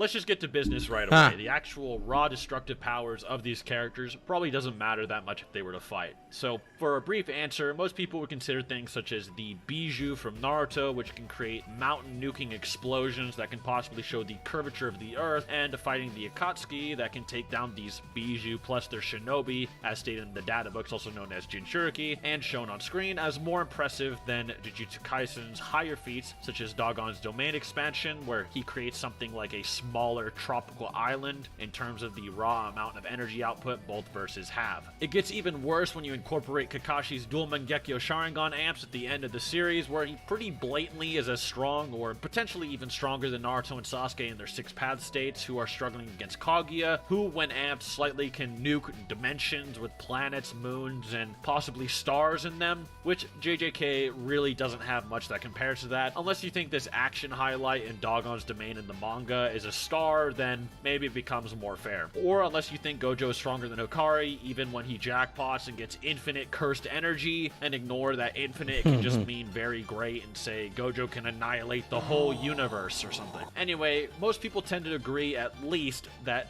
dual Mangekyo Sharingan Kakashi with his six paths amps in terms of raw power is stronger than what Gojo has at least shown thus far. So why am I saying it doesn't actually matter? Well, it doesn't actually matter due to the fact that Kakashi just straight up will never hit Gojo Satoru with any normal attack whatsoever. Yes, I'm saying that Gojo's technique, the Limitless, would actually negate any of Kakashi's normal techniques or attacks, such as Raikiri, Fireball Jutsu, and so on. But why would I, someone who is heavily against saying things that haven't been shown to work on much stronger people, say that this would work on Kakashi, who is potentially much stronger? It seems somewhat hypocritical considering my track record. Well, that's because of the way Gojo's ability actually functions. And to be fair, when I first wrote this video, I actually theorized that Gojo's Infinity Barrier technique, which basically stops anything from touching him, was just some barrier technique that, due to him having cursed energy stronger than anybody else in his series, would negate their attacks because they're weaker than him. But as I studied more into this, this is what I actually found.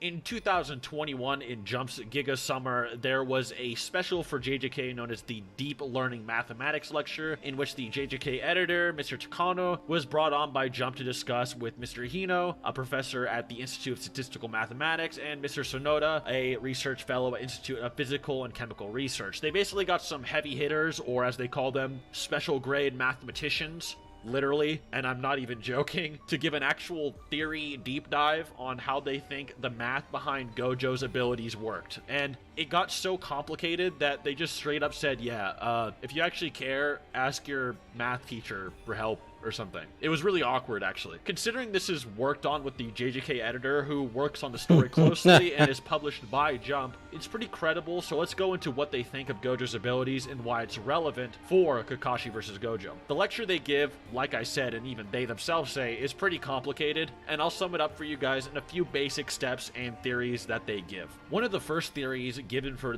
his ability is that the Limitless, which draws a universal concept known as infinity into the forefront of a battle, actively creates and uses said infinity within any space Gojo desires between he and his opponent, which would explain his famous hand sign where he's showing like almost a pinch motion to Jogo. You're touching the infinity between us, as he can create an infinity between any distance. To get into it, for instance, the difference between infinity and 1 is infinite, but Gojo may be able to exaggerate every frame between something like 1 to 0 to create an infinity as well. An example being, take 1 and 0. In between 1 and 0, you could have 0.1, 0.001, 0.00001, etc., etc., and any infinite amount of 000s you want in between 1 and 0 that way. Or if you need an even simpler example, say you have 1 and 0 and divide it by half, so 0.5. Say 1 and 0 are two different spots on your floor, then after you go halfway through it, go halfway again.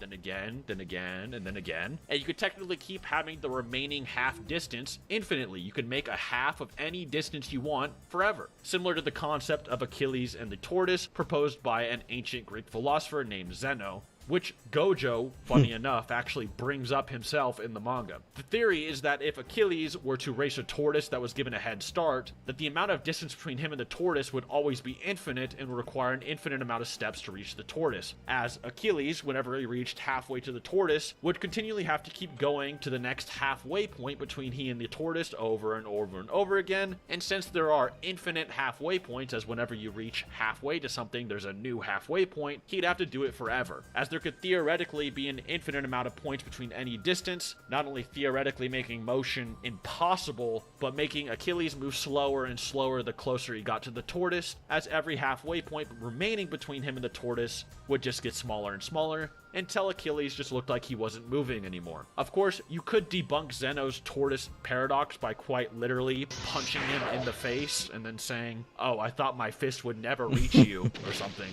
But in this universe of JJK, Gojo is implying that something like that would become more realistic, using infinity and cursed energy. As we know, there are many cursed techniques that actually straight up manipulate reality, with Limitless and Gojo probably not being too dissimilar. And in fact, Gojo actually says he can create impossibilities using these techniques in the manga himself, but something that is more likely is actually something that Gojo sort of also implies. The next theory would then is something like the Ryman series theorem, which is way too much to fully explain in this video, but in short, you can explain how Gojo could manipulate space using infinity and limitless to diverge something this way or change its distance, even with an infinite series that ends with a finite result. Here's an example using something called the alternating harmonic series, or a conditionally convergent series, which is once again something Gojo mentions, and rearranging it to change its result despite having virtually the same qualities from before but rearranged. Let me show you an example. So say that you start with 1 and then you subtract 1/2,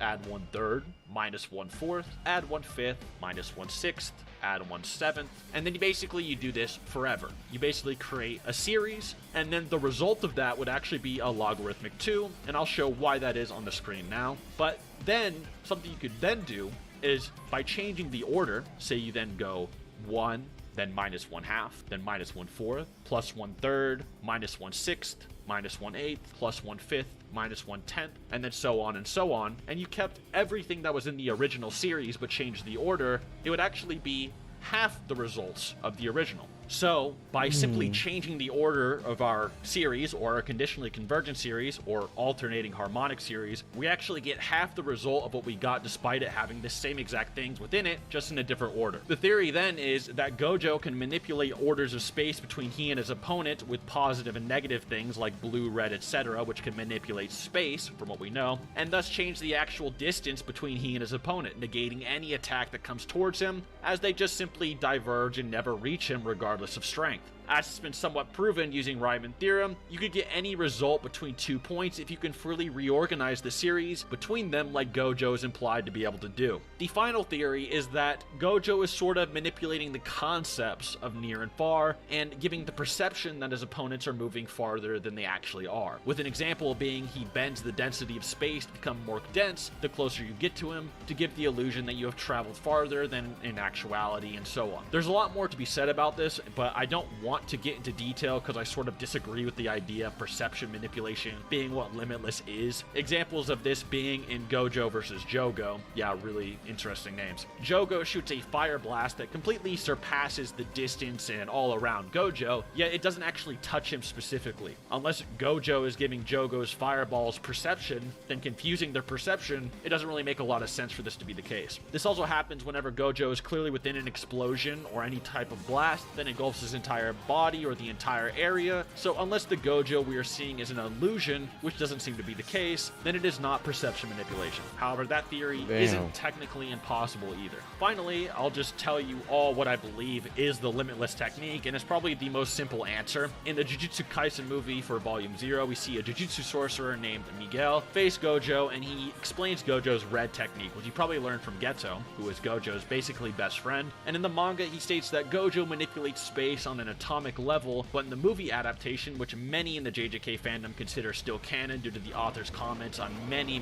reasons, Miguel actually says that Gojo manipulates not just space, but Gojo actually manipulates space-time itself, the fabric of our universe. Red is actually an extension of the Limitless, and then uses infinity as an engine, as stated in the Summer Jump special earlier I already mentioned, and if you simply state that he manipulates space-time to actually manipulate the distance between he and his opponents, using theories like Zeno's paradox and so forth, everything begins to make a lot more sense. The way he fights his opponents, warping their bodies, his ability to teleport, his ability to manipulate distance between he and others, the ability to generate infinite information, his ability to remove things from existence with things like purple, and even the ability to float in the air and seemingly remove his mass, all things make much more sense with this concept in mind. This would also explain why Gojo, while trapped in, say, the timeless prison realm, spoiler, can still affect the realm and surprise a extremely intelligent character named Kenjaku and talk while there is no time within it, as he himself can manipulate time and space. Either that, or Gojo can just move without time, and he's just beyond infinitely fast somehow. Anyway, the time-space interpretation also makes much more sense when later characters are stated to manipulate reality in any way they want, such as Takubo's power of Comedian, where he can make anything he finds funny literally a reality, and it still would only oppose Gojo, not outright defeat him. The abilities like Red, which Gojo explains as a void in space, and even Hollow Purple, which is based on a negative hollow-looking equation in reality that removes things from existence using imaginary numbers and concepts, also makes much more sense with this. Shonen Jump's objective conclusion at the end of the math segment, without any theories or whatever, their final statement was this: using the limitless curse technique Red and Blue, Gojo can do conversion and change the scale of distance between him and his opponent. Of course, that is a simple breakdown, but that is what it is basically at the end of the day.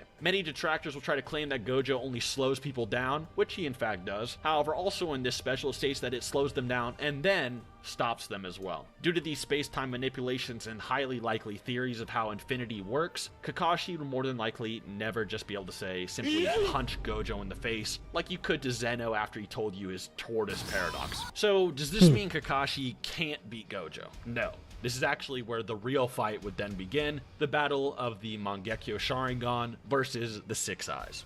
If Kakashi was ever unable to touch Gojo with conventional attacks, and Gojo is even remotely powerful enough to damage or put Kakashi on guard, he would undoubtedly resort to using his ocular jutsu Kamui eventually, with dual Mangekyo Kakashi resorting to the Kamui Shuriken and Kamui Raikiri, respectively. Some people believe that if a character can move at light speed, that they can actually bypass Gojo's Limitless, since Gojo manipulates space and time on an atomic level, and light is made of photons, which are smaller than the atoms that Gojo is stated to manipulate. The reason this wouldn't work with Kakashi is because even if Kakashi did move at light speed, theoretically, he himself is not just photons. He's just moving as fast as light, which would be made of photons. Kind of a dur argument by the community, but yes, he would still need his Mangekyo powers. The next one is people thinking you can blitz and bypass infinity with speed beyond what it is shown to stop before. However, unfortunately, after Gojo faces Toji, his infinity is usually pretty much always active, and due to the discussion earlier, would just always be warping space around his body to permanently diverge anything that goes through said space to never touch him regardless of finite speed. It's not a speed or reactionary thing, it's just the literal space around him doesn't lead to him in any conventional way. One reason people think this is because when Gojo was initially mastering his limitless barrier, that it used to distinguish threats of people then act accordingly. However, many JJK fans will currently say that he has a passive barrier that is always active regardless of threat gauge, that he can alter the properties of manually afterward if he has to. He also has a limitless amount of stamina that infinitely regenerates, and thus Limitless is always active. This may sound like I'm giving Gojo a lot of the benefit of the doubt, which I am, to be fair, but this does not mean Kakashi can't win, as I stated earlier, and even if it is all true, and giving both sides the benefit of the doubt and still proving a conclusion makes it much more convincing than if I were to try to downplay Gojo or not give him everything he has, which I'll show you. Anyway, let's get to the actual Mangekyo powers now. Kamui, which is basically Kakashi's ability to rip open a hole in space and time into the Kamui realm, would straight straight up rip Gojo in half, at least the normal variation of Kamui. And assuming that Gojo we always see as some kind of illusion or something, and Kakashi wouldn't just be like negging an illusion made by Infinity, which I would extremely doubt since when he fought Toji and turned off his limitless curse technique and deactivated Infinity, Gojo was still where everyone thought he was, etc. Anyway, Kamui doesn't actually travel to someone, so it wouldn't actually travel through the Infinity between him and Gojo. It would actually spawn or just appear on Gojo's body and then just start ripping him in half. You could argue that Kakashi might spawn Kamui on Infinity when he's looking at Gojo, since Infinity is technically between him and Kakashi at all times. However, due to Infinity actually being everywhere at all times, you don't actually perceive or visually see this Infinity. Gojo more so manipulates what's always around everyone with a curse technique. So Kakashi would actually see just Gojo, and if he spawned a Kamui, it would spawn on Gojo's body, in which the only way he's surviving it is if he can manipulate the spatial properties of his own body to just sort of negate being spatially warped away, which may be possible, but once again, judging off of that Toji fight, his body seems to actually take damage even after his cursed energy can reactivate, and he doesn't just reform everything in his body normally. It seems like he has to regenerate. So from there, we have to actually gauge the speed of Kamui versus Gojo to make sure he can't just teleport away from it using blue or whatever and run like Deidara did, because if you guys didn't know, Gojo can actually teleport with a hand sign, sort of like flying Raijin, but just by clapping his hands together. If we use the War Arc Kakashi's Kamui as an example, and not DMS yet, War Arc Kakashi alongside Obito's Kamui, amping the Kamui's speed to 2 times, could react and warp things faster than Ten Tails Madara's True-Seeking Orbs. These True-Seeking Orbs are able to somewhat move comparatively in speed to Might Guy in the 8th Gate and 7th Gate, with characters like Minato, Gaara, Gatedly, and Kakashi somewhat struggling to react to them otherwise, although they could react to them. With all these characters being much faster than the likes of Haku from the Land of Waves, who could fling himself between mirrors at the speed of light, which Guy and Rock Lee also react to during the war, or much faster than Kid Kakashi, who could chop a lightning bolt in half in the middle of the air. The True-Seeking Orb should also be faster than Darwee's Laser Circus, which is literally just light reflecting off of water and then moving through the air, and should be faster than the 4th Raikage and Killer Bee's Lariat, which usually is in base or with a few version 1 one-tailed cloaks, which is stated to move at the speed of light in the databooks. Almost Kakashi at the also speed of uses light, this not at Kamui the to speed rip of off light. Deidara's arm while he's in mid-combat, despite his Kamui being in a much weaker state at the beginning of Shippuden, and is implied to be able to react to Kakuzu's jutsu mid-combat if he had to, and can also react to pain in mid-combat, and so forth. It's implied to at least be relative in speed to him at the bare minimum. Jujutsu Kaisen, due to being a newer shonen, doesn't actually have a lot of speed feats, and it actually all clocks in at under the speed of lightning for pretty much everything, which is for the most part slower than Kakashi as a chakra-drained child. This isn't to say that Gojo couldn't be faster, it's just that we don't really know, sort of like a Saitama situation. You just sort of assume he's much faster than what we've seen.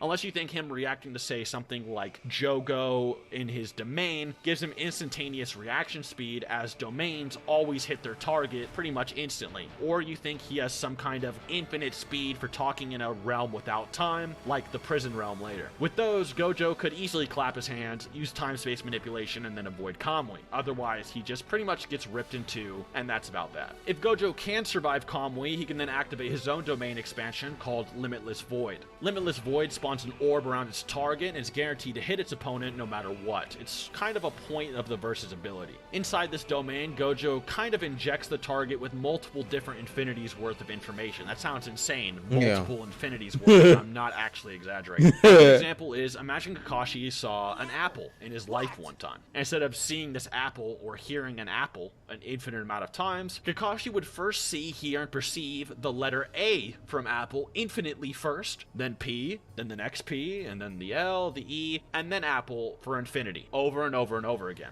This happens until the target absorbs so much information that they cannot move and eventually die. A good example of also what this looks like is in 0.2 seconds, the Limitless Void will inject 6 months of information into its target. 0.2 seconds. For reference, remember that the Tsukuyomi in Naruto Part 1 that Itachi used on Kakashi gave him 3 days worth of pain and information, and he was sent to the hospital. While I think Tsukuyomi is a little bit stronger than Limitless Void, Limitless Void isn't an illusion and isn't something the Sharingan can simply reflect or ignore. It's actual physical information that is being injected from the universe itself. Also, Itachi did only give Kakashi 3 days of information and was actually trying to spare him and go easy on him. And as we know, Itachi can make you live out your entire life instantly and make you die in an instant. In this case, Gojo is pretty much somewhat similar, and can actually give you actual infinities of information you can't just reflect or avoid. Due to this, Gojo would more than likely be able to actually kill Kakashi, at least pre-DMS, with his domain expansion, or pre-Mangekyo Kakashi. Especially if Kakashi can't hurt Gojo with conventional attacks, and can't land calmly for whatever reason. It's pretty much guaranteed that Part 1 Kakashi is getting bodied by Gojo. But, as I implied, that is unless you think with DMS or even Mangekyo Sharingan, Kakashi has the mind space and ocular prowess to handle infinite amounts of information. A good example is how Itachi can actually generate that kind of information and tolerate himself using his Mangekyo Sharingan, and with DMS Kakashi easily surpassing Itachi's ocular prowess, and could even potentially surpass or rival the top tiers of the entire Naruto Shippuden verse, like Six Paths Naruto, Renegon Sasuke, Ten Tails of Madara, and etc. He can also spam Kamui and is intangible based with Shuriken, so it's more debatable if it would actually go through Infinity just straight up. It's possible he could cut through the manipulated space of Gojo's Infinity, however.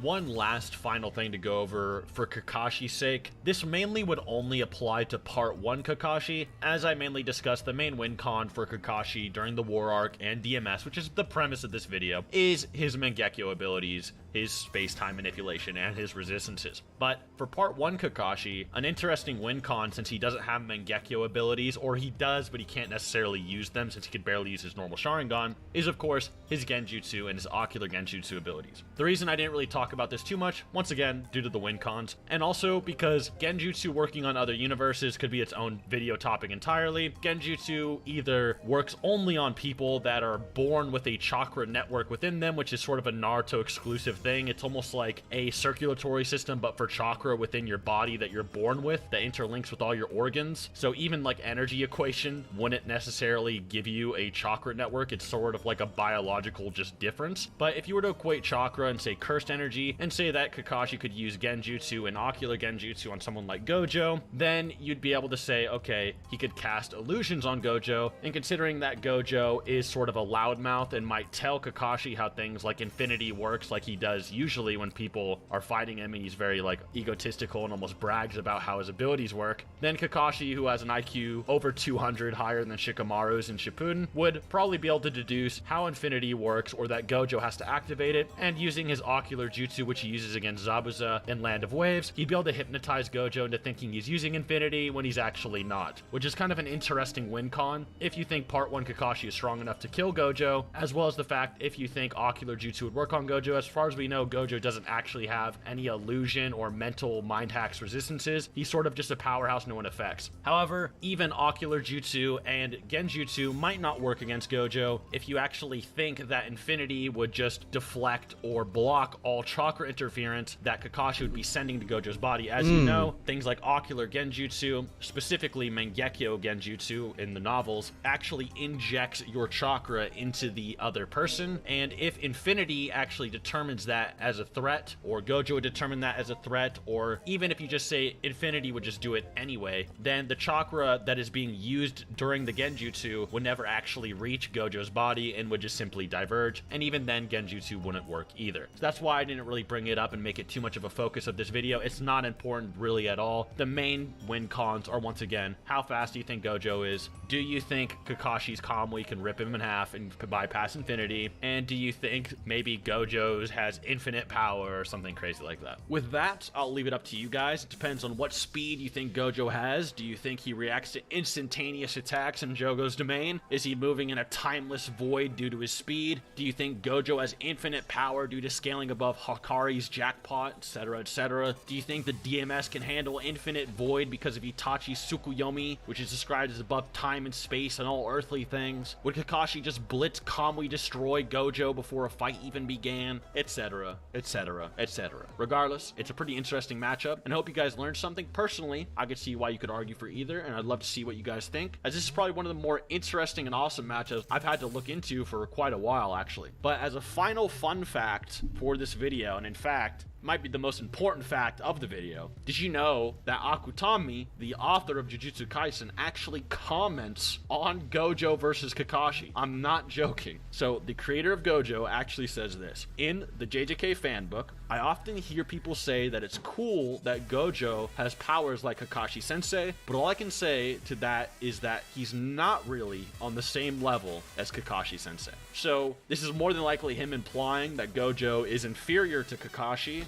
at least in terms of their powers. Whether this is DMS Kakashi, Boruto Kakashi, or just normal War Art Kakashi is debatable. I'd argue it's more than likely DMS Kakashi, as DMS Kakashi, like I said, fights a dimension-busting god, basically, and has a lot of things that could potentially counter Gojo, like Kamui spam and things like that. And it's also him at his strongest at the end of Naruto Shippuden, whereas War Art Kakashi would just sort of be like a random middleman Kakashi to decide. It's kind of arbitrary.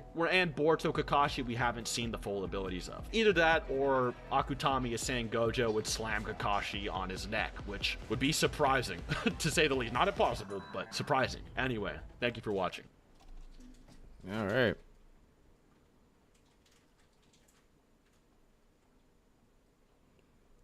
All right, y'all. What do y'all guys think?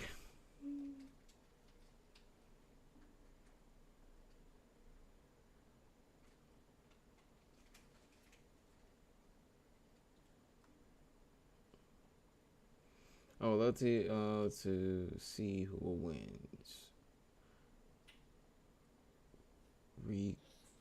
Yuko from Miraculous versus Wonder Tweak from South Park. I don't know any of these people. I mean, I know Wonder Tweak from South Park, but like, damn. Dimension busting god. When the creator said that Gojo is down the same level with Kakashi, I think he might say I think he either say he ain't on the same level as in terms of power because Gojo's so fucking busted. Because remember the creator said that Gojo has the power to do absolutely anything. So who knows? How would Six Eyes ability work with it within a Gojo? He didn't really go over the Six Eyes, because you know Six Eyes allows you to know the ability of somebody right before they use it. So who's to say he won't know he won't use Kamario against him? You know? And Chainsaw Man, a character has a similar ability and Gojo's domain inspection. Is it that one girl that can control like zombies or something like that? The game is Gojo's manipulation of space-time to me is way more precise than Kakashi owns. I think so, because we haven't seen the full extent of what Gojo can do. We really don't. I don't know about the Six Eyes. Me neither. We haven't really seen what they can really do. So far is that they can work on an atomic level, right? Or is stating in the market it works on an atomic level, but now he can manipulate space and time. Jesus Christ. Does he manipulate the concept of space and time with Infinity? Like, I don't know. Oh yeah, the zombie girl. Yeah, definitely.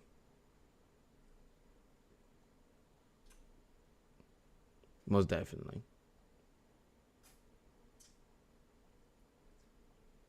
Like, Gojo is busted. Gojo fails on execution. I think so. The Six Eyes is gonna be broken. I mean, they explain it a little bit, but that's it. Well, Miraculous has dumb OB power, like the Gold Miraculous that creates stuff with his paintbrush, and the Rooster Miraculous that has unlimited power. I think the Moth or Hawk Moth's Miraculous is broken because he gave Cat Noir infinite power, and he almost destroyed the entire universe.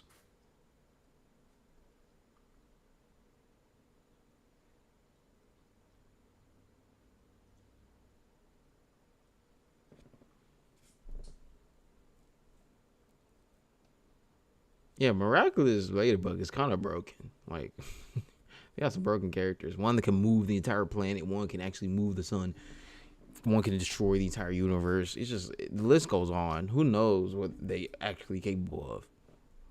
Especially since I think in one of the new episodes they said Ladybug has the power of creation, so she can create anything she wants. Like, who knows? She could create a universe or whatever.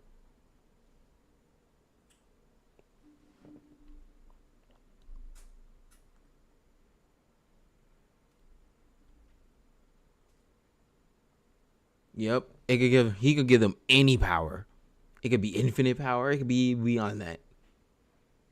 Yo, go just busted if you have 1,000 assumptions about his powers. True. How do y'all feel about the Gojo moving in a place of no time, or able to react and talk into a place with no time? Even he using infinity in a place with no time. Is Gojo inaccessible?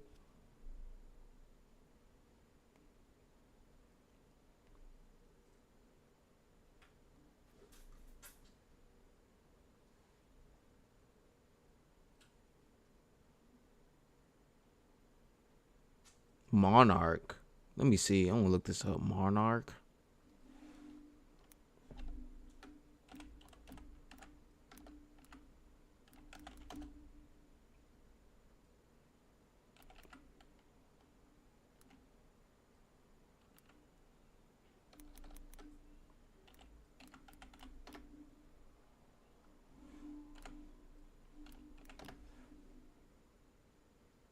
What? Monarch. Is this real or is this fake? Like, cause they be making some fake ass fucking thumbnails. Like, is this real or fake?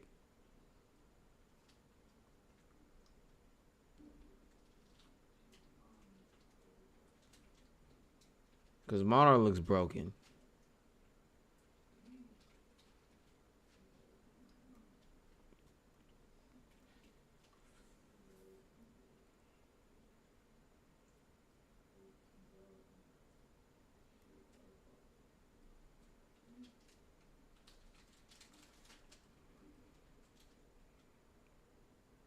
Aizen versus Hawkmoth would be cool matchups.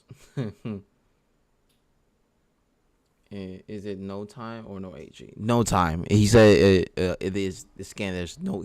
Gojo said time does not pass here.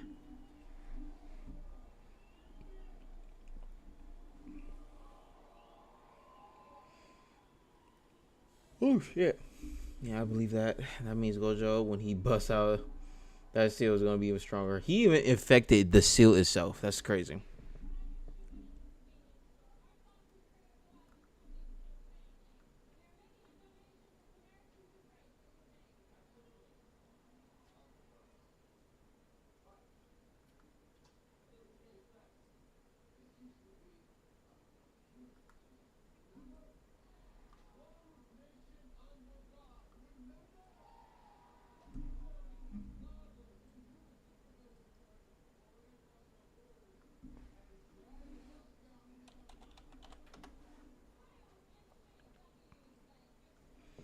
All right, let's see. In season 5, having he come to possession of all the miraculous in Ladybug's miracle box, Gabriel decides to adopt a brand new supervillain identity.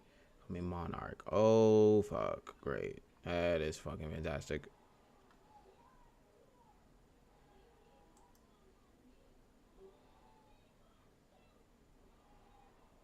That is fantastic. Great.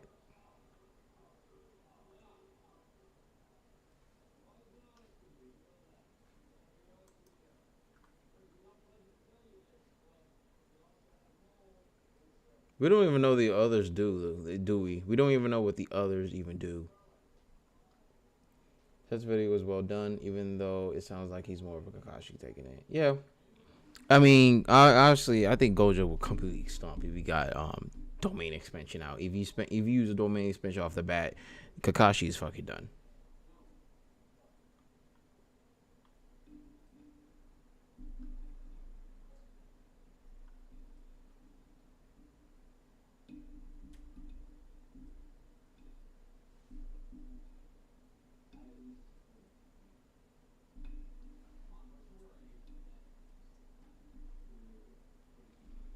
Time is relative. What's the difference between nothing changing and time being stopped? Gojo could be making a statement. That's why we need context. Oh, that's all he says. That's how everybody got for it. That's all he says. Time does not flow here. Or as he said, time does not flow here in one translation, and when time does not pass here. So y'all could take how it is. Flow or pass. If time doesn't flow, then y'all can take it as it will.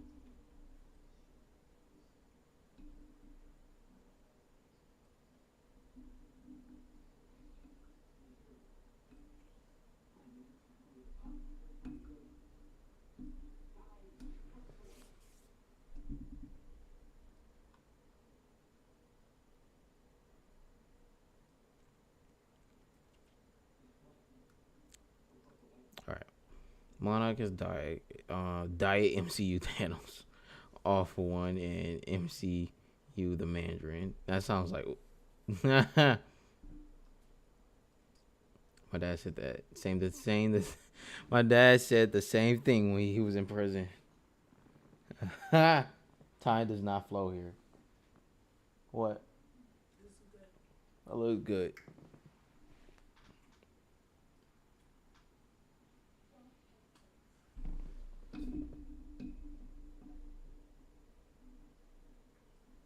That is true. That is definitely true.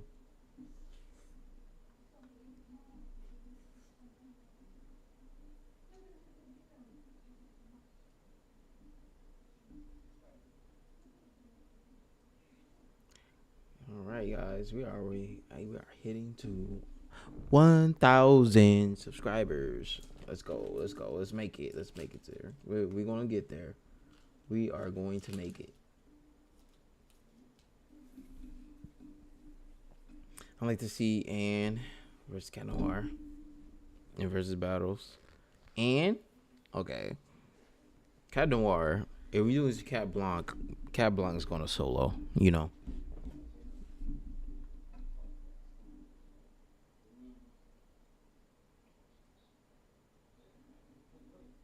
I don't know what Wamis is, but I think Persona completely stumps the stands. Oh no, that part of the manga is not being animated because season 2 has not came out yet. Are you gonna do the video on Arnold's video? Yes. I will be doing the power scaling videos after this stream.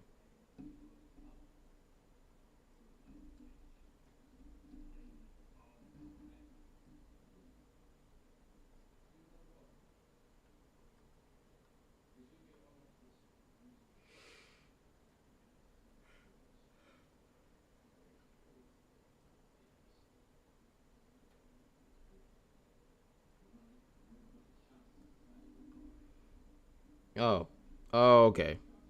That's what's inside the miraculous. Oh yeah. Persona stumps then. All the Persona stump. If you haven't, go check out my video on how strong is Joker from Persona 5. You understand.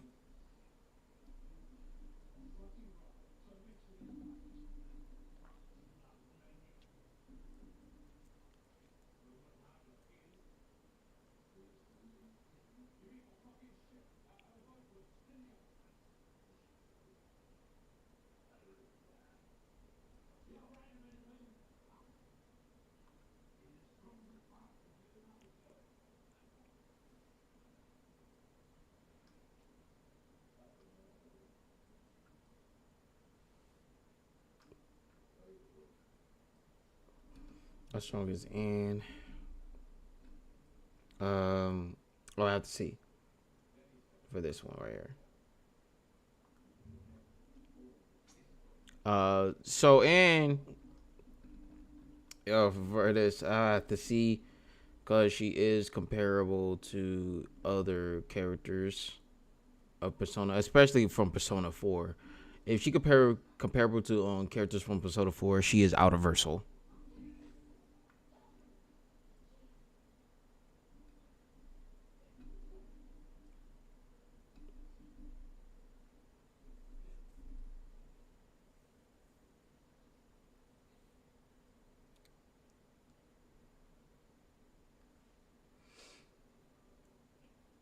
Aline Belloc.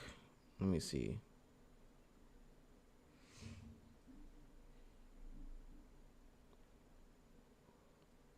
Chiffon. Okay, let me see. She's new. Let me see about her.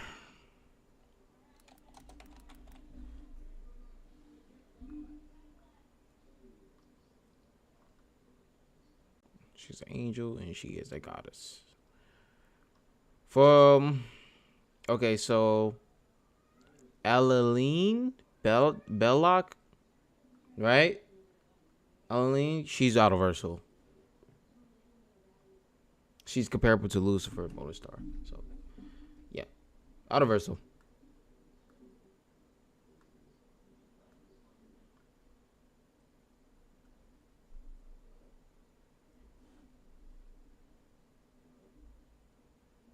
Wait, she replaced the presents?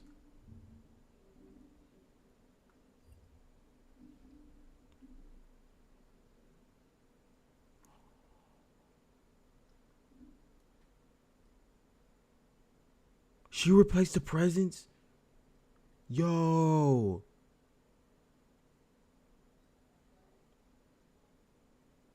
Universal. She universal.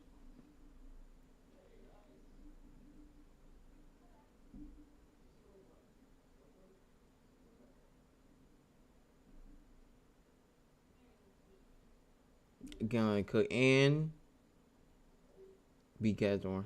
Yeah, she stunts Castor. She's universal. Yeah, after he left. Yeah, she's universal, definitely. Could be higher than that, knowing DC. Well, who knows?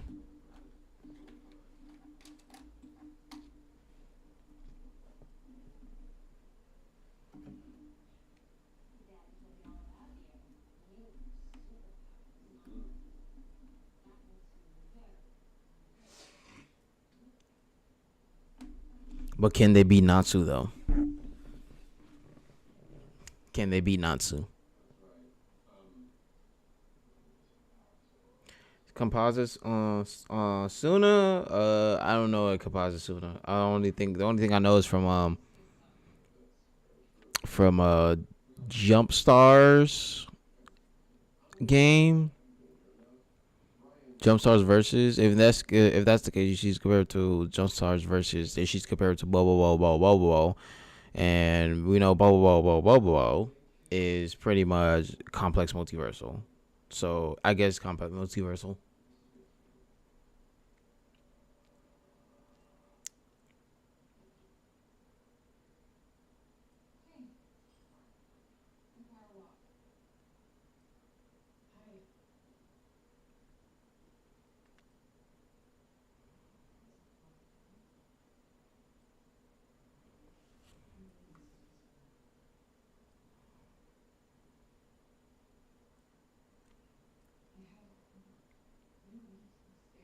I'm gonna look. I'll research that one.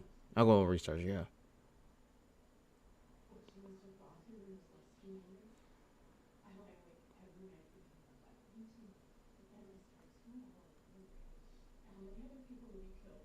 Oh yeah, Bo is broken. That is one broken character. He is broken.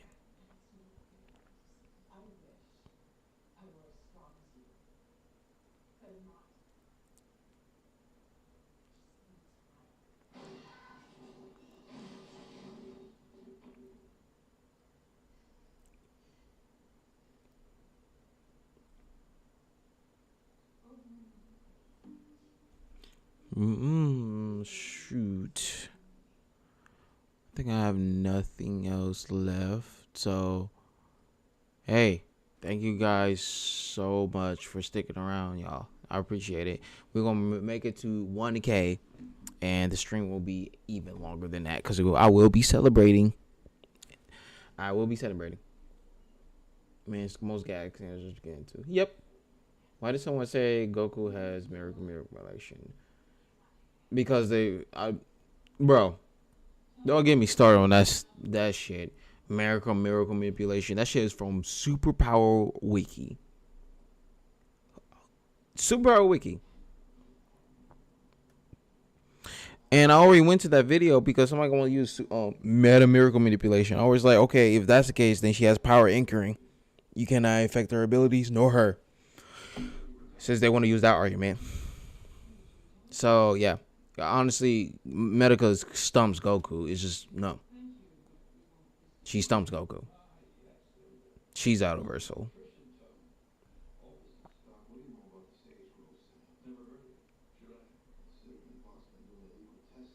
Wind, water, and like an dragon. Yep. Bro, Nansu even stumps Goku. Bro. Nansu stumps Goku.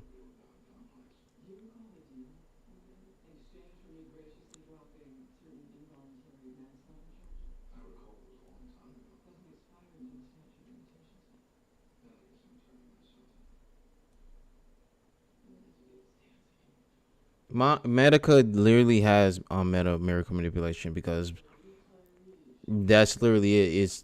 She has it because the author protects her from plot points, not Goku. Goku is not protected by any form of plot. He's protected by a wish. Get it right.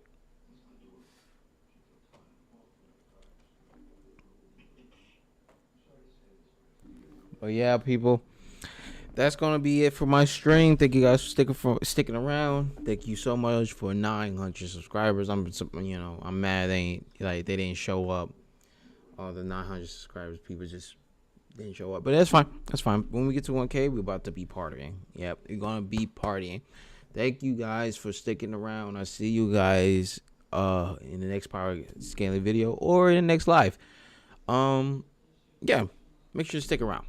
It's gonna be more videos to come. So yeah. Oh, and also before I go, I do want to make it like a special announcement whenever I hit to 1K, right? But that's all I wanted to say. All right, that's all I wanted to say. All right, yep. You have a nice night too. I see you guys in the next stream or in the next video. So peace. Thank you guys.